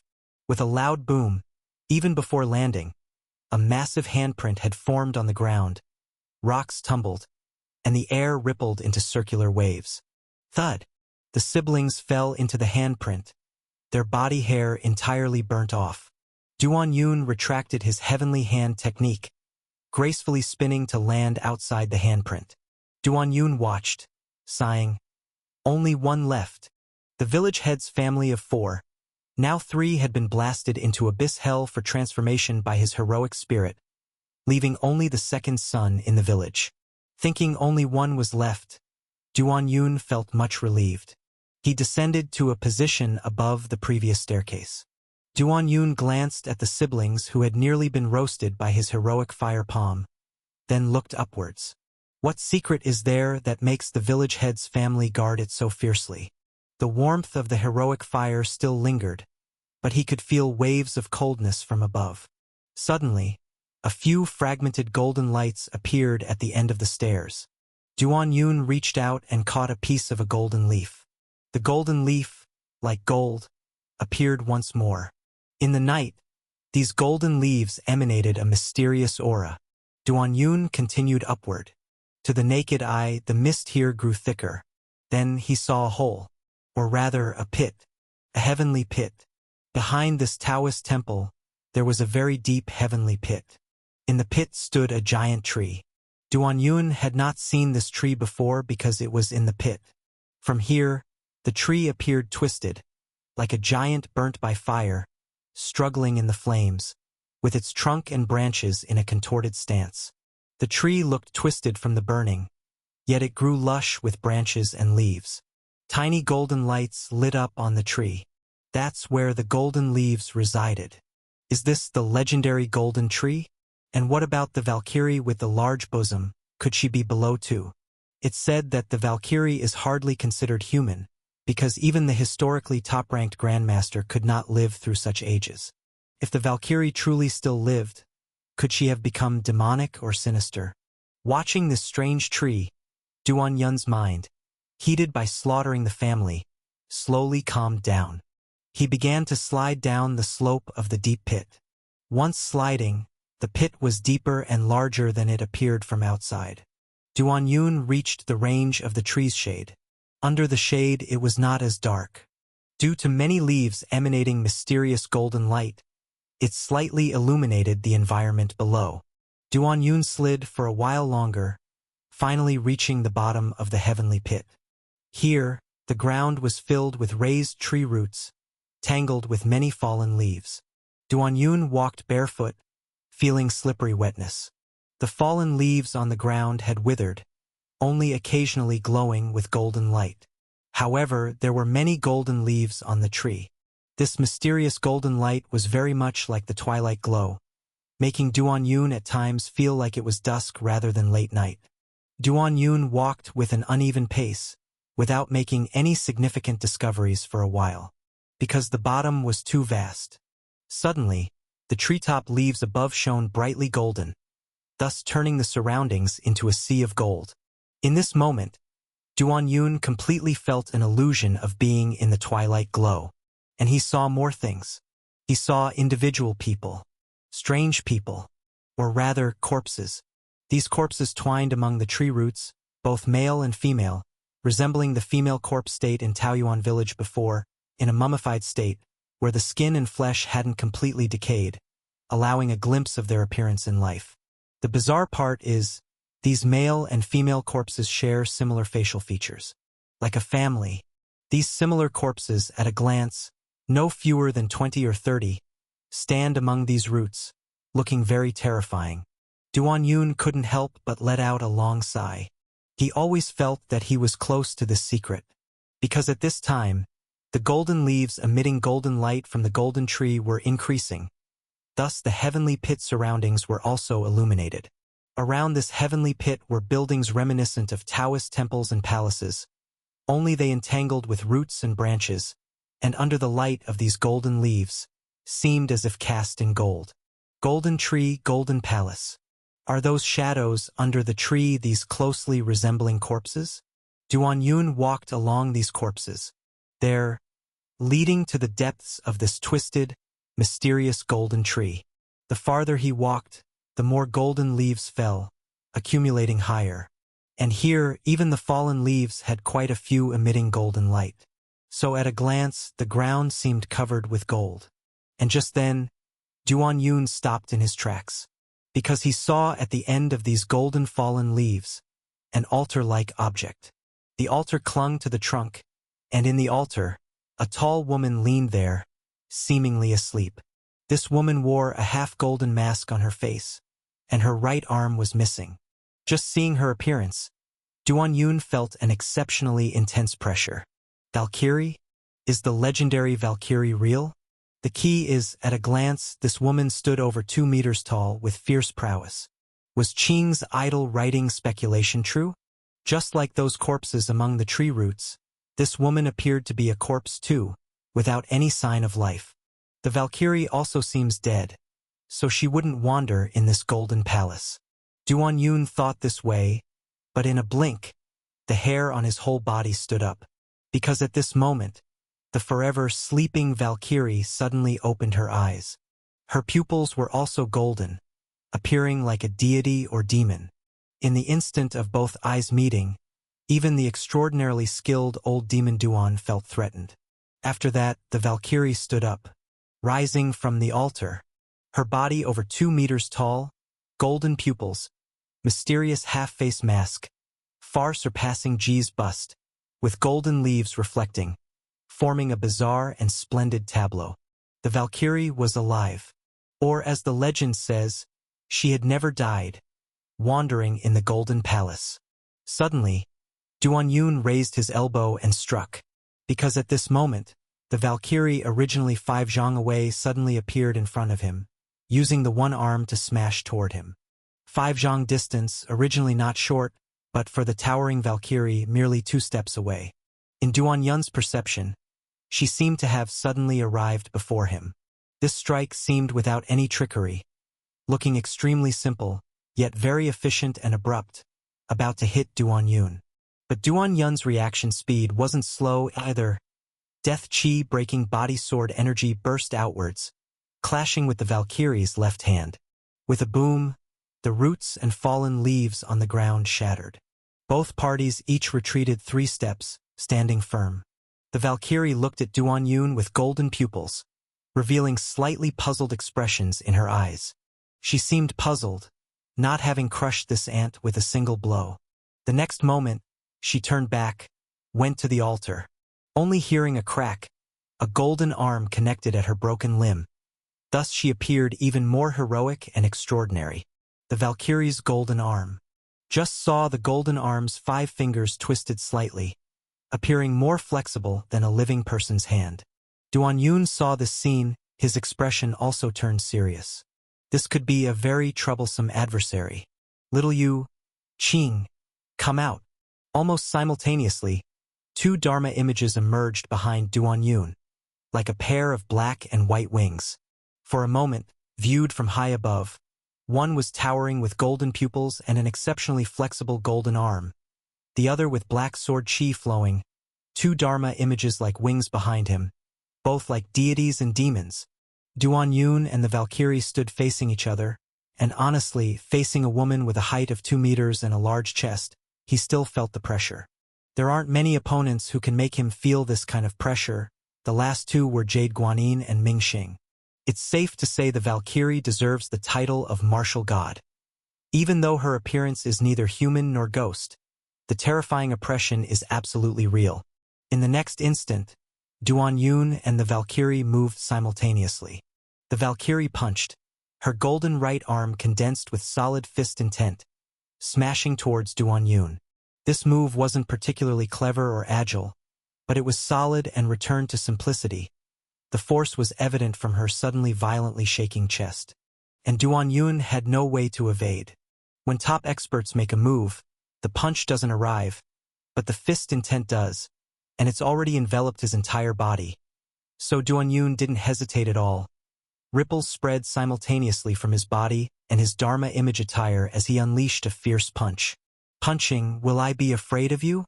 16-road chi fist, extreme hatred. With a loud explosion, another pit collapsed at the bottom of the heavenly pit, and the fallen leaves shattered into fragments like a golden rain.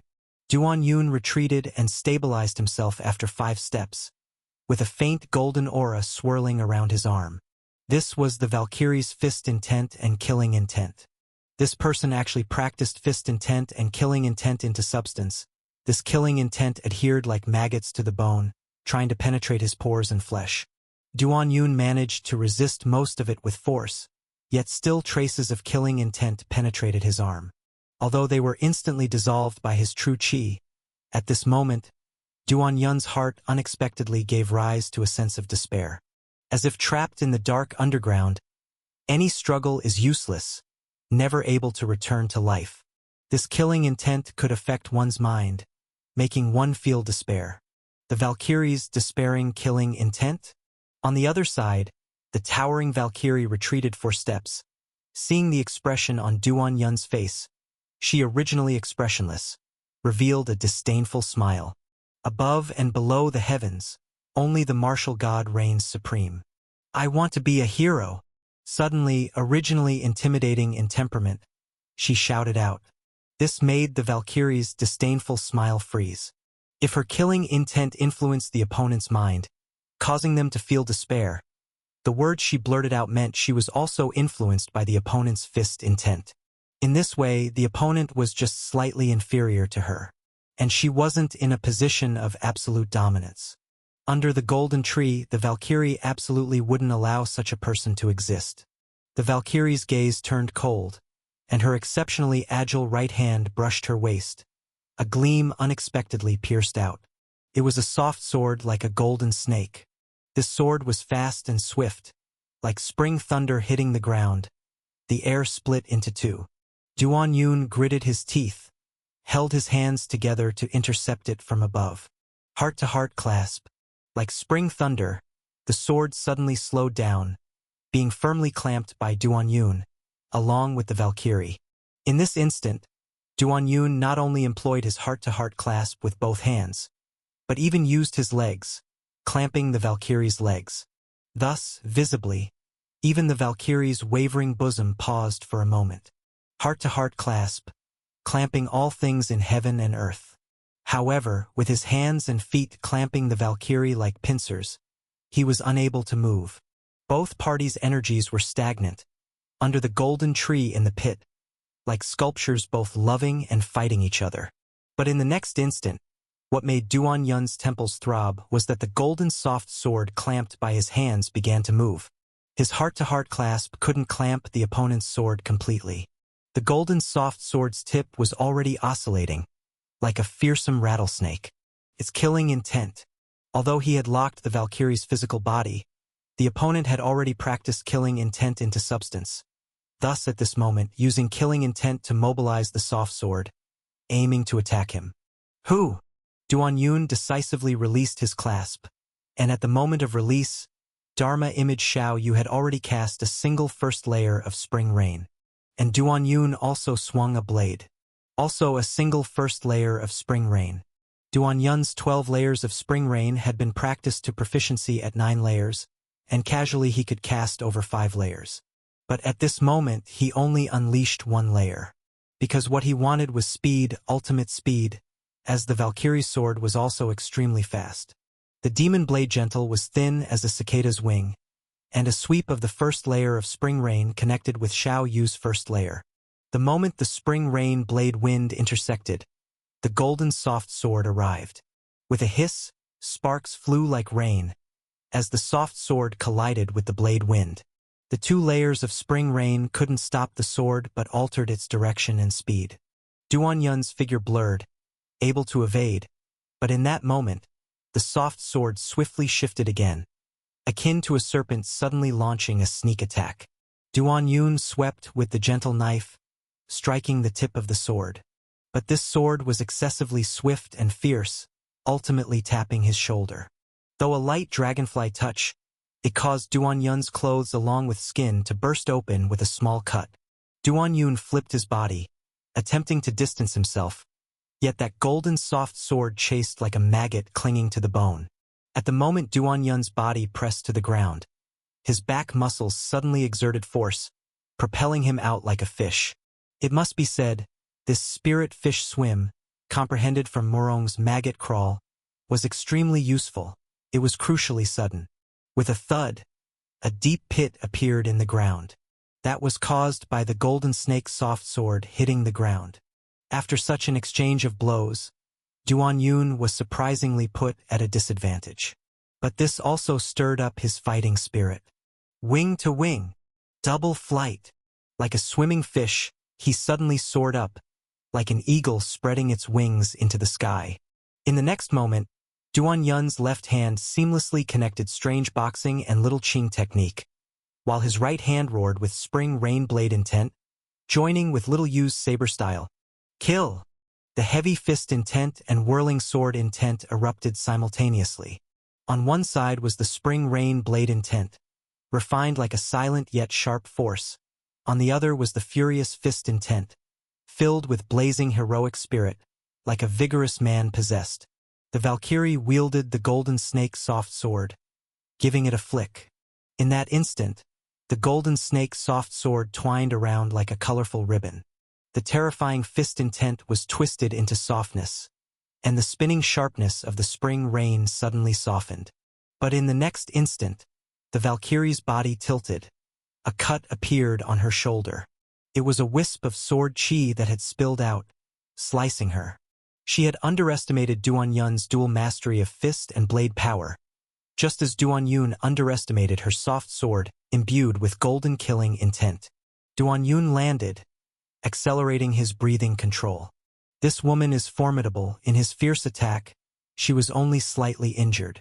Several rounds had passed, yet the Valkyrie, though without a crushing force, did not take down this intruder.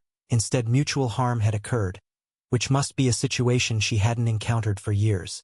Afterwards, a smile appeared at the corner of her mouth, a very shallow yet insane smile. At the same time, her lips became vividly bright, like blood. Swish, swish, swish. A sound of ejecting echoed. A string of red threads shot out from the Valkyrie's body. These red threads pierced into the 6 corpses under the tree roots. As the red threads moved, these corpses, as if animated, suddenly stood up. Swish, swish, swish. Not only did they stand up, but they also uniformly flicked their hands, each holding a soft sword. Silvery soft swords. If the sword in the Valkyrie's hand was a golden venomous snake, then the swords now in their hands were silver snakes. Swish, swish, swish, swish. Almost without pause, the 6 corpses already raised their swords and attacked Duan Yun. The soft sword light flowed like a stream, spiraling towards him, each turn like a venomous snake, with bizarre and tricky trajectories, aiming at Duan Yun's vital spots. Almost at the same time, the netherworld-breaking body sword chi in Duan Yun's right hand broke out from his finger, forming a black sword. With both sword and saber in hand, Duan Yun attacked with both arms, connecting sword light and sword shadow into a seamless flow. Clang, clang, clang. The clash of sword and saber never ceased from the start, extremely dense, leaving sparks exploding all around. The Valkyrie, controlling 6 corpses with blood threads, made their seemingly stiff hands and feet move with both speed and haste once stepping and striking. This rigidity in speed and haste in turn showed the complexity even more. Initially, Duan Yun could rely on his formidable sword and saber energy to forcefully attack, but now he had shifted to defense. Owing to the 6 silver swords forming an impenetrable net, continuous like a giant web trying to trap him within. The crucial point was the additional gold sword lurking for ambush nearby. This gold sword, hidden in the shadows, shrouded in this mist, was indeed elusive. With a ripping sound, Duan Yun's back garment was pierced by the sword edge. The breaking body sword chi fiercely burst out, forcing it back.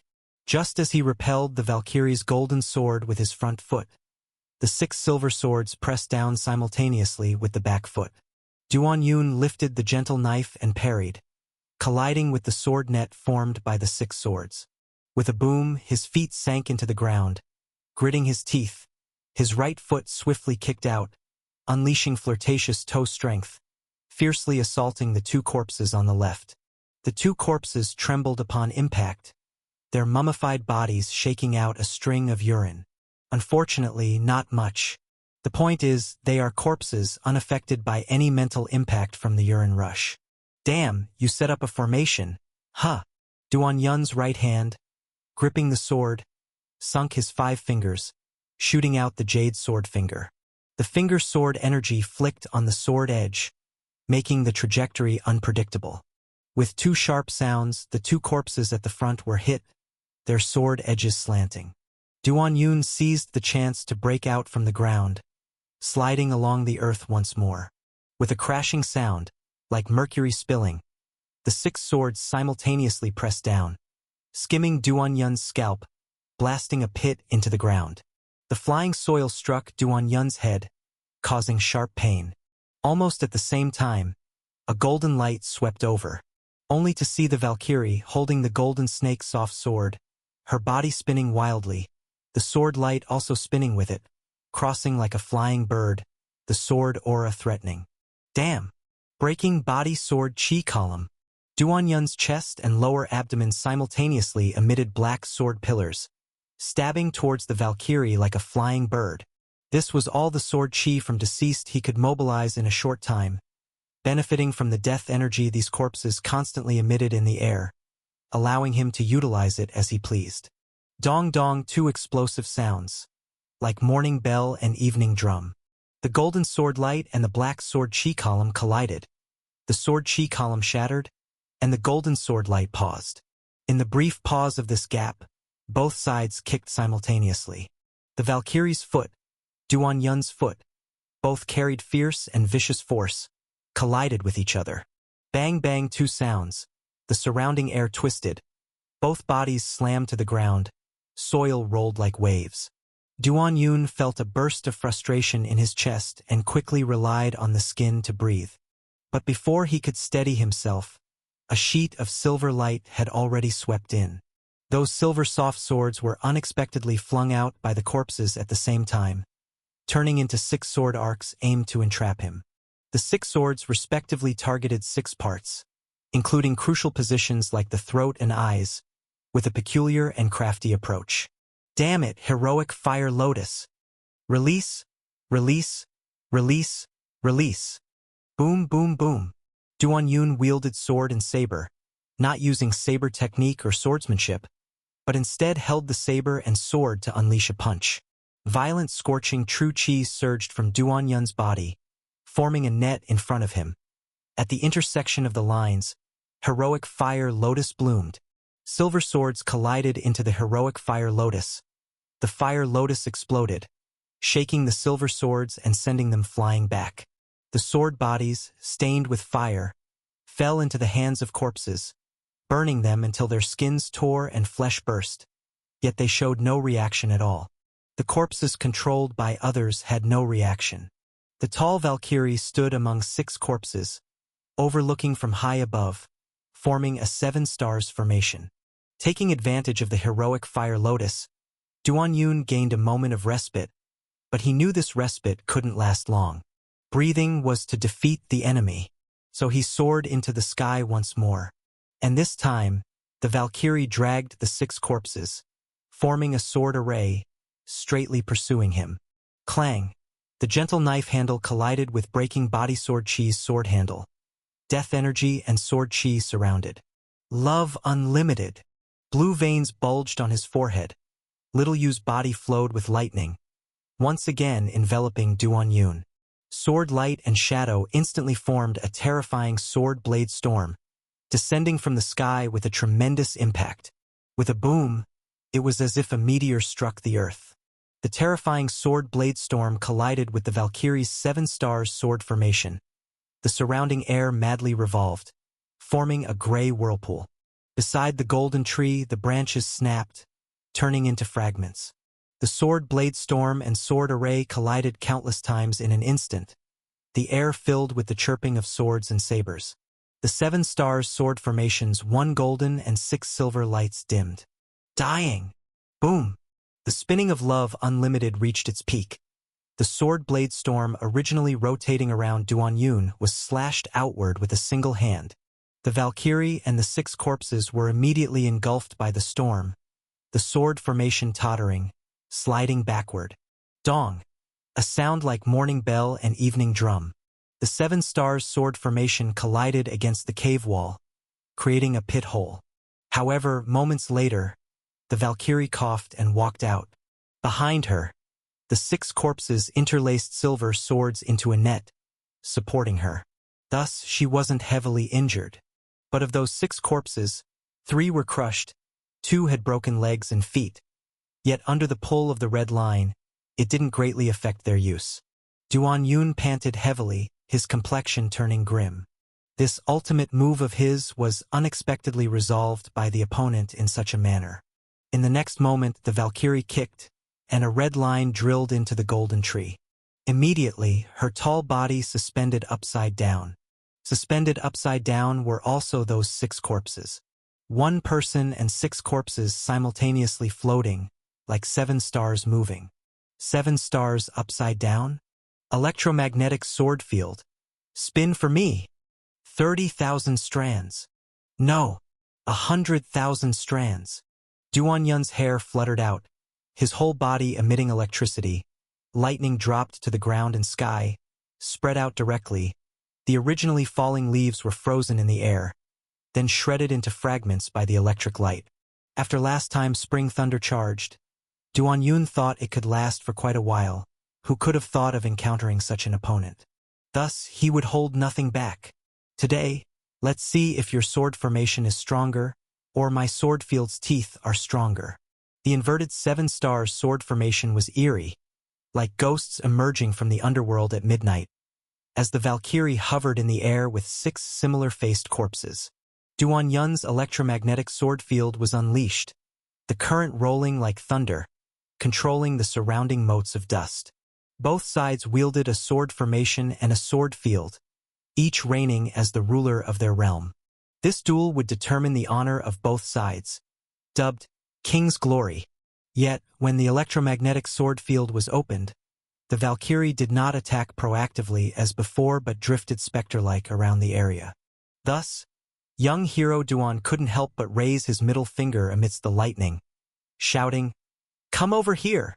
Facing Duan Yun's provocation, the 7-star sword formation swiftly shifted, ultimately centering on the Valkyrie as the array eye, forming a spoon shape and swooping down on Duan Yun. Duan Yun opened his chest to face the enemy. Come, electricity! With a reach of Duan Yun's hand, the electric lights gathered into his palm, sizzling and shooting, forming twisting electromagnetic swords. As the electromagnetic swords started rotating, the Valkyrie's inverted 7-star sword formation had already swooped in. In an instant, the golden snake and silver snake swords danced wildly with fierce intensity. Yet, in a flash, Duan Yun thrust upwards, and the swirling electromagnetic swords clashed with the golden and silver snake swords.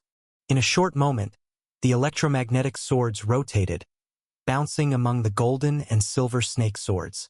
If the 7-star sword formation allowed the Valkyrie to control corpses with ease, enabling her to have nearly 10 hands, 7 swords, then Duan Yun's bouncing electromagnetic swords were more numerous and quicker. Initially, the golden and silver snake swords could match the bouncing electromagnetic swords evenly, but as time progressed, the 7 swords seemed increasingly insufficient. If Duan Yun initially released 10 electromagnetic swords, then after continuous collisions, the sword field now held hundreds of them. The key was that they bounced faster and more frequently, interspersed like mad dogs between them. Even if the Valkyrie swiftly shifted from offense to defense, the suspended 7-star sword formation guarded tightly. But if there's no gap, then this hero will make one. Thunder Fire Giant Sword. With a booming sound, flames and lightning intertwined, forming a giant sword slashing at the Valkyrie. The Valkyrie reacted swiftly, drifting ghost-like with the sword formation while the 6 corpses surrounded her, their silver snake swords swirling to form a silver sword wall. With a cracking explosion, the Thunder Fire sword collided with the silver snake sword wall, which shattered, with the corpses either wrecked or broken.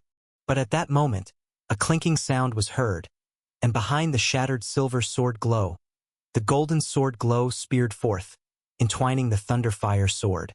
In an instant, the Thunder Fire Giant Sword, which initially seemed formidable, appeared softened considerably, its speed beginning to slow.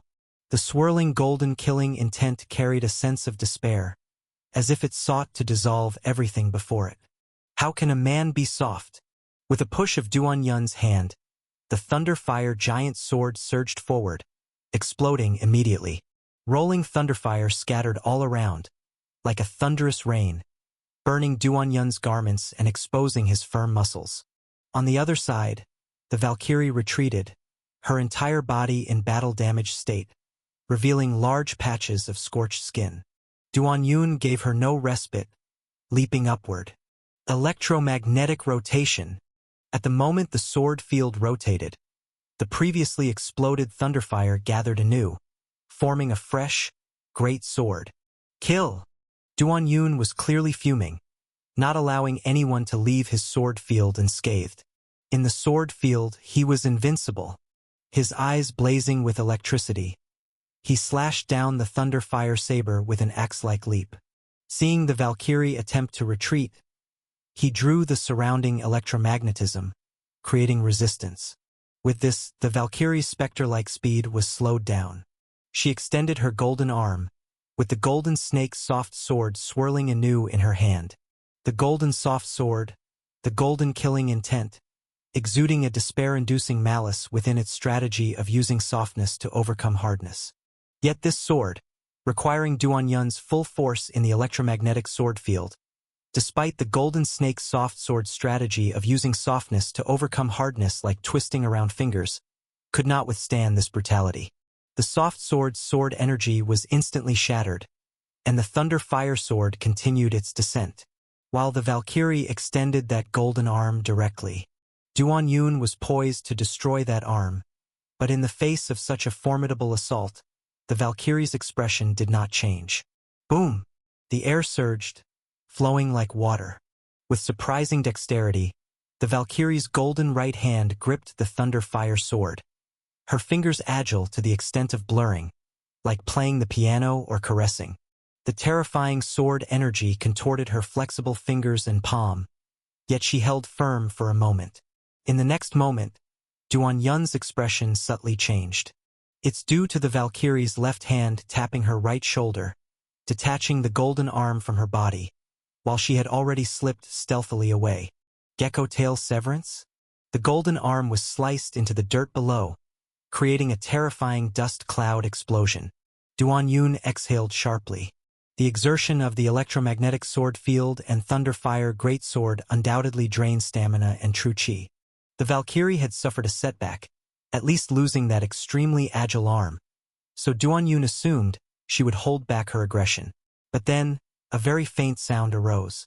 The sound was barely noticeable, as if an insect were flapping its wings vigorously, yet Duan Yun sensed the threat, only to see the Valkyrie reappear, formerly hidden in the shadow beneath the trees. Her inverted body spun, generating revolutions of extremely sharp golden sword chi. Duan Yun swept the area with his gentle knife, bringing the thunderfire from the sword field to unleash the thunderfire saber. The spinning spring rain blade power, accompanied by thunderfire, formed a vortex of thunderfire that collided with the golden sword chi. Clang, clang, clang. The terrifying clash of sword and saber resounded densely for an instant. Within just a few breaths, sword chi and sword chi collided hundreds of times. The splashing sparks had yet to dissipate before they were covered by new ones. For a moment, the gentle knife let out a howl as the blade vibrated rapidly. In that instant, Duan Yun, the dual masters of sword and saber, was shocked to the point where his arms went numb and his tiger's mouth cracked. The relentless spinning attack of the Valkyrie continued unabated, and what's more absurd was the corpses that had just been slashed and defeated now rose up, forming a spinning sword array. No, some bodies had already been replaced. The reason was that there were more than 6 corpses below to begin with. You damn cheater! The upside-down 7 stars sword formation spun completely. Even the air was churned into fragments. Sword chi and killing intent merged into one, becoming tangible. Logically, Duan Yun was extremely adept at spinning, whether it be the love unlimited deduced from the 12 layers of spring rain or the mainly electrical electromagnetic sword field, all related to rotation. But facing this upside-down spinning sword formation, he also considered himself unable to match the opponent's frequency. Do you not get dizzy spinning like that? Duan Yun said angrily. The rotating 7-star sword formation was like 7 extremely sharp sword blade storms, appearing separate yet connected by the same aura, poised to shred Duan Yun. Yet Duan Yun's face remained full of confidence. No matter what sword formation within my sword field, I am the invincible Fong. He clenched his teeth, the veins on his forehead bulged, and his handsome face became a bit sinister. In the bursting veins, there flashed lightning, the demon electricity spinning wildly. Duan Yun frowned. The spinning demon electricity sank, influencing the surrounding lightning to sync with it. Duan Yun had long discovered that demon electricity was the hardest to control, extremely difficult to tame, yet it seemed like the king of lightning, capable of leading lightning. Thunderbird. When the demon electricity converged in his lower abdomen, Duan Yun thrust his lower body forward. The demon electricity roared out, transforming into a terrifying sword light. In the sword light, demon electricity entwined, tearing the air apart, emitting a bird-like terrifying sound. Caw! When the bird sound reached its peak, the rotating blades of two dry corpses were directly destroyed. The Valkyrie's red line flickered, carrying the remaining 5-star sword formation disappearing again upwards.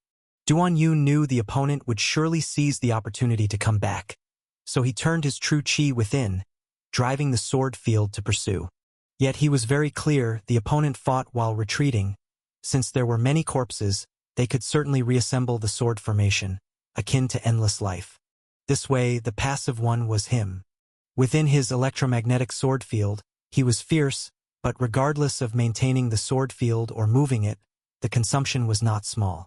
Especially the latter, the consumption being several times that of the former. Duan Yun chased, moving the sword field, unable to help panting twice. Yet it was then that the insect buzzing sound attacked again. The Valkyrie's sword formation returned once more, although only the remaining 5-star sword formation, yet again forcing him to continue using the Thunderfire sword to counter. As long as that array eye is not destroyed, the opponent would not cease. But this foe seemed not human, like a wandering soul, yet seemed inherently skilled in combat, giving him no chance to destroy them in one hit. The Thunderfire sword chi of the electromagnetic sword field clashed again with the gold-silver sword chi, causing the entire heavenly pit to shake. Unconsciously, they had already fought from the pit bottom to the upper pit, akin to fighting from earth to heaven. The opponent was still fighting while retreating, making Duan Yun quite annoyed, feeling as though he was being played a game kite. Smoke rose from his head, charging forward again, the mixed gold-silver sword formation spinning towards him once more. Boom! After a fierce fight, they parted again. Seeing the entanglement unfurling ceaselessly, neither side able to do anything about the other, and Duan Yun always felt his consumption was greater, feeling passive. Just when he was adjusting his breathing, the Valkyrie's sword formation attacked again. The Thunderfire sword and gold-silver sword chi collided again, engaging in an even more terrifying duel. Duan Yun's understanding was correct. His own consumption was not small. This high-intensity combat could likely not last very long, whereas the opponent fought more courageously, showing a trend of dragging him into the mire. The Valkyrie's martial god name held the meaning of becoming more invincible as the battle progressed. But Duan Yun was unconvinced. With my life's martial arts, with my invincible talent, with my extraordinary wisdom, how could I not break free of this predicament? Extraordinary wisdom. Extra points. Peh. Extraordinary wisdom. I command you to solve everything. Amidst the entanglement, the Valkyrie's sword formation became even more strange and varied. At least half of Duan Yun's 10 sword strikes missed.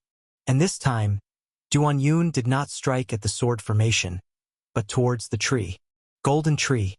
The Valkyrie's figure was like a ghost, difficult to hit accurately, but the tree was lifeless. Ask him why he struck the tree, he didn't know. He just struck. With a boom, the towering golden tree was struck by the Thunderfire sword, its crown suddenly losing a large chunk, like a suddenly bald head. The Valkyrie's sword formation did not stop, sweeping towards him, even more frenzied than before. It seemed useless to strike the tree, yet Duan Yun still caught a detail, which was at the moment of striking the tree, the Valkyrie shuddered. This tremor was not obvious. Perhaps she quickly adjusted. Yet Duan Yun still noticed. Without hesitation, this time Duan Yun used the Thunderfire sword to clash with the Valkyrie, as both feet quickly kicked out more than 10 arcs of toe strength. Flirtatious toe strength. The power of flirtatious toe strength is naturally far inferior to the Thunderfire sword, but when landing on a person, the stimulus was no less than the Thunderfire sword. But the tree was not a person. Flirtatious toe strength fell upon the golden tree like a sudden rain. Golden leaves flew like rain, and because of the flirtatious vibration, even water spurted from the trunk.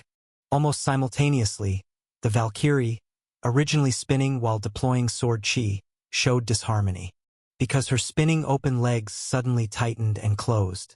It worked. This mad woman indeed had some kind of mystical connection with this tree.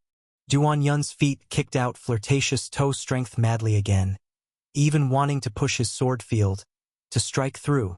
It was at this moment that the Valkyrie, carrying corpses, suddenly sank, the swirling sword light shredding the kicked-out toe strength. Yet this way she exposed her intent. Originally occupying the initiative, she had no choice but to be within the terrifying electromagnetic sword field. Boom! The Valkyrie's figure shook. The few rags on her were shattered into fragments. The surrounding golden killing intent became even more apparent. Even her entire tall figure turned golden.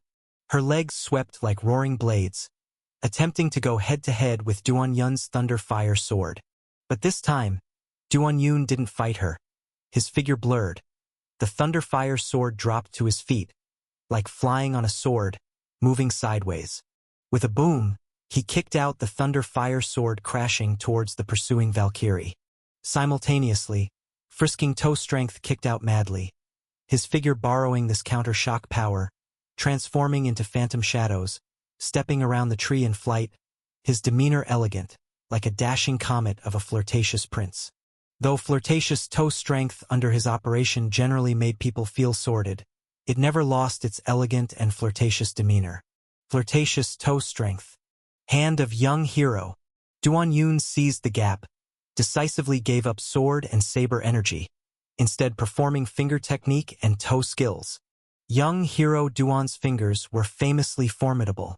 Finger strength and toe skills vibrations struck the golden tree, rippling like waves, even emitting a resonance. Simultaneously, as the Valkyrie's thighs tightened, a very distinct soft hum emanated. Because he added Ming Chao. While the Valkyrie resonated with the tree, Duan Yun's jade sword finger sword energy shot out like sudden rain. Even though the Valkyrie reacted extremely quickly, defended promptly, this resonance ultimately disrupted her movements, resulting in two sword chi piercing her flesh, blood spattering. The Valkyrie's blood was also tinged with gold. In this moment, the previously passive Duan Yun instead grasped the initiative. This young hero indeed possesses extraordinary wisdom. Let me tell you to fight retreatingly. Let you grow more valiant the longer the battle. This young hero will let you know today what it means to resonate to a peak. What it means to revel in glory. Afterward, Duan Yun pushed the strength of his fingers to the limit. 10 fingers flicked in succession. As Duan Yun executed the flirtatious toe strength, making his movements nimble and ethereal, he also hurled his finger strength at the tree trunk. The flirtatious finger strength struck the golden-like tree, causing its sap to flow and spray everywhere. The pursuing Valkyrie also began to leak. Indeed, even a Valkyrie renowned for her prowess in battle could not help but bare her teeth when faced with the wicked old demon Duan. However, the Valkyrie, deserving of her title as martial god, found the wild flirtatious finger strength troubling, causing her movements to slightly warp. In a duel between experts, even such a small distortion could alter the situation. Catching the opportunity, Duan Yun delivered several fierce sword chi strikes, resulting in several bloody holes on the Valkyrie's body. But the Valkyrie, true to her martial god reputation, rapidly adapted to these tremors and leaks, ignoring them and restoring her movements to simplicity and efficiency. Dong! Like the toll of a morning bell, their blades clashed with an astonishing momentum. Due to Duan Yun's continuous finger flicks, the vast golden tree suffered significant damage to its branches and trunk, appearing bald like a middle-aged man. At this point, after a fierce clash of blades, both slid back, leaving 2 deep marks on the pit's wall. Once their feet settled, they almost simultaneously began to gasp for breath. The battle between the two had reached its most heated stage, with consumption near its peak. Duan Yun gasped heavily, drenched in sweat. This sweat was mixed, both cold and hot, intertwining like 2 extremes of ice and fire. Suddenly, Duan Yun thrust his lower abdomen forward. The Valkyrie instinctively leaned sideways, thinking he would again unleash the thunderous thunder fire sword from between his legs.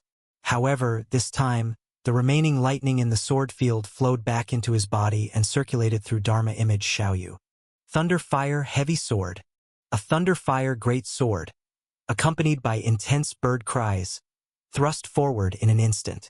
This sword didn't aim at the Valkyrie but struck directly at the golden tree.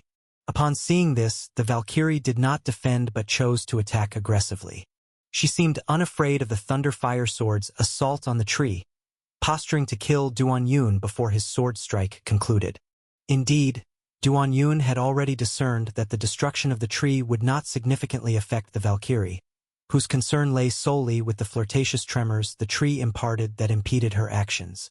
The tree was not the main focus. She was, or rather, she was not the tree's shadow.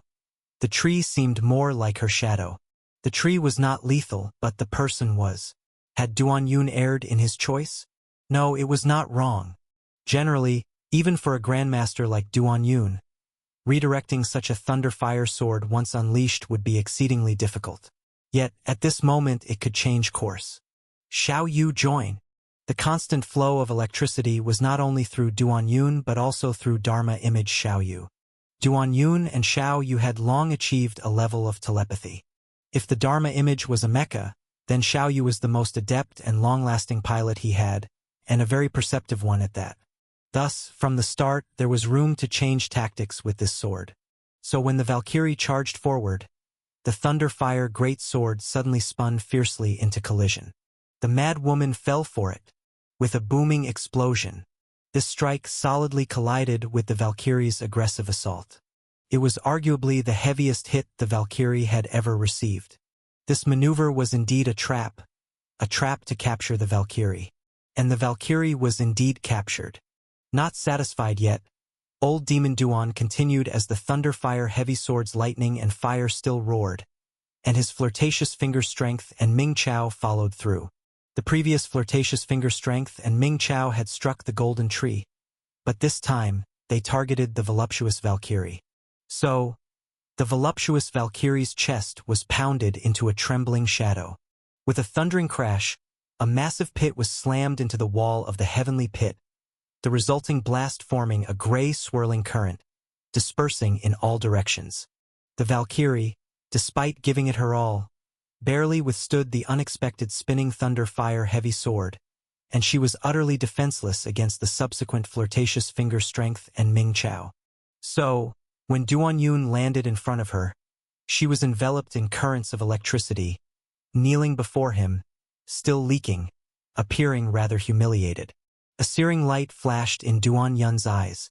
Indeed, making a woman like this urinate and kneel in defeat brought even greater satisfaction. Yes, he had already decided. The next woman he wanted to make urinate and kneel was the star who had once caused him trouble. Only by conquering such powerful women could a young hero's worth be truly validated. Without much of a pause, Duan Yun plunged the gentle knife towards the Valkyrie. Villains met their end by talking too much, and he did not intend to give this tricky woman a chance to regain her energy. Even though she suffered a heavy blow from the Thunder Fire Heavy Sword and had 8 acupuncture points struck by his finger strength, all while being entangled in electricity. The blade of the gentle knife was thin as a cicada's wing, striking with a breeze as light as a lover's gentle touch. Yet it was fatal. The blade easily passed through the air between Duan Yun and the Valkyrie, targeting her heart. At that moment, a smile unexpectedly appeared at the corner of the Valkyrie's mouth. Her red lips were as vibrant as fire, and the smile was even more dazzling. The Valkyrie's body moved slightly. So, the blade that should have pierced her heart stabbed into the crevice of her chest. But this made little difference, it was just another stab after all.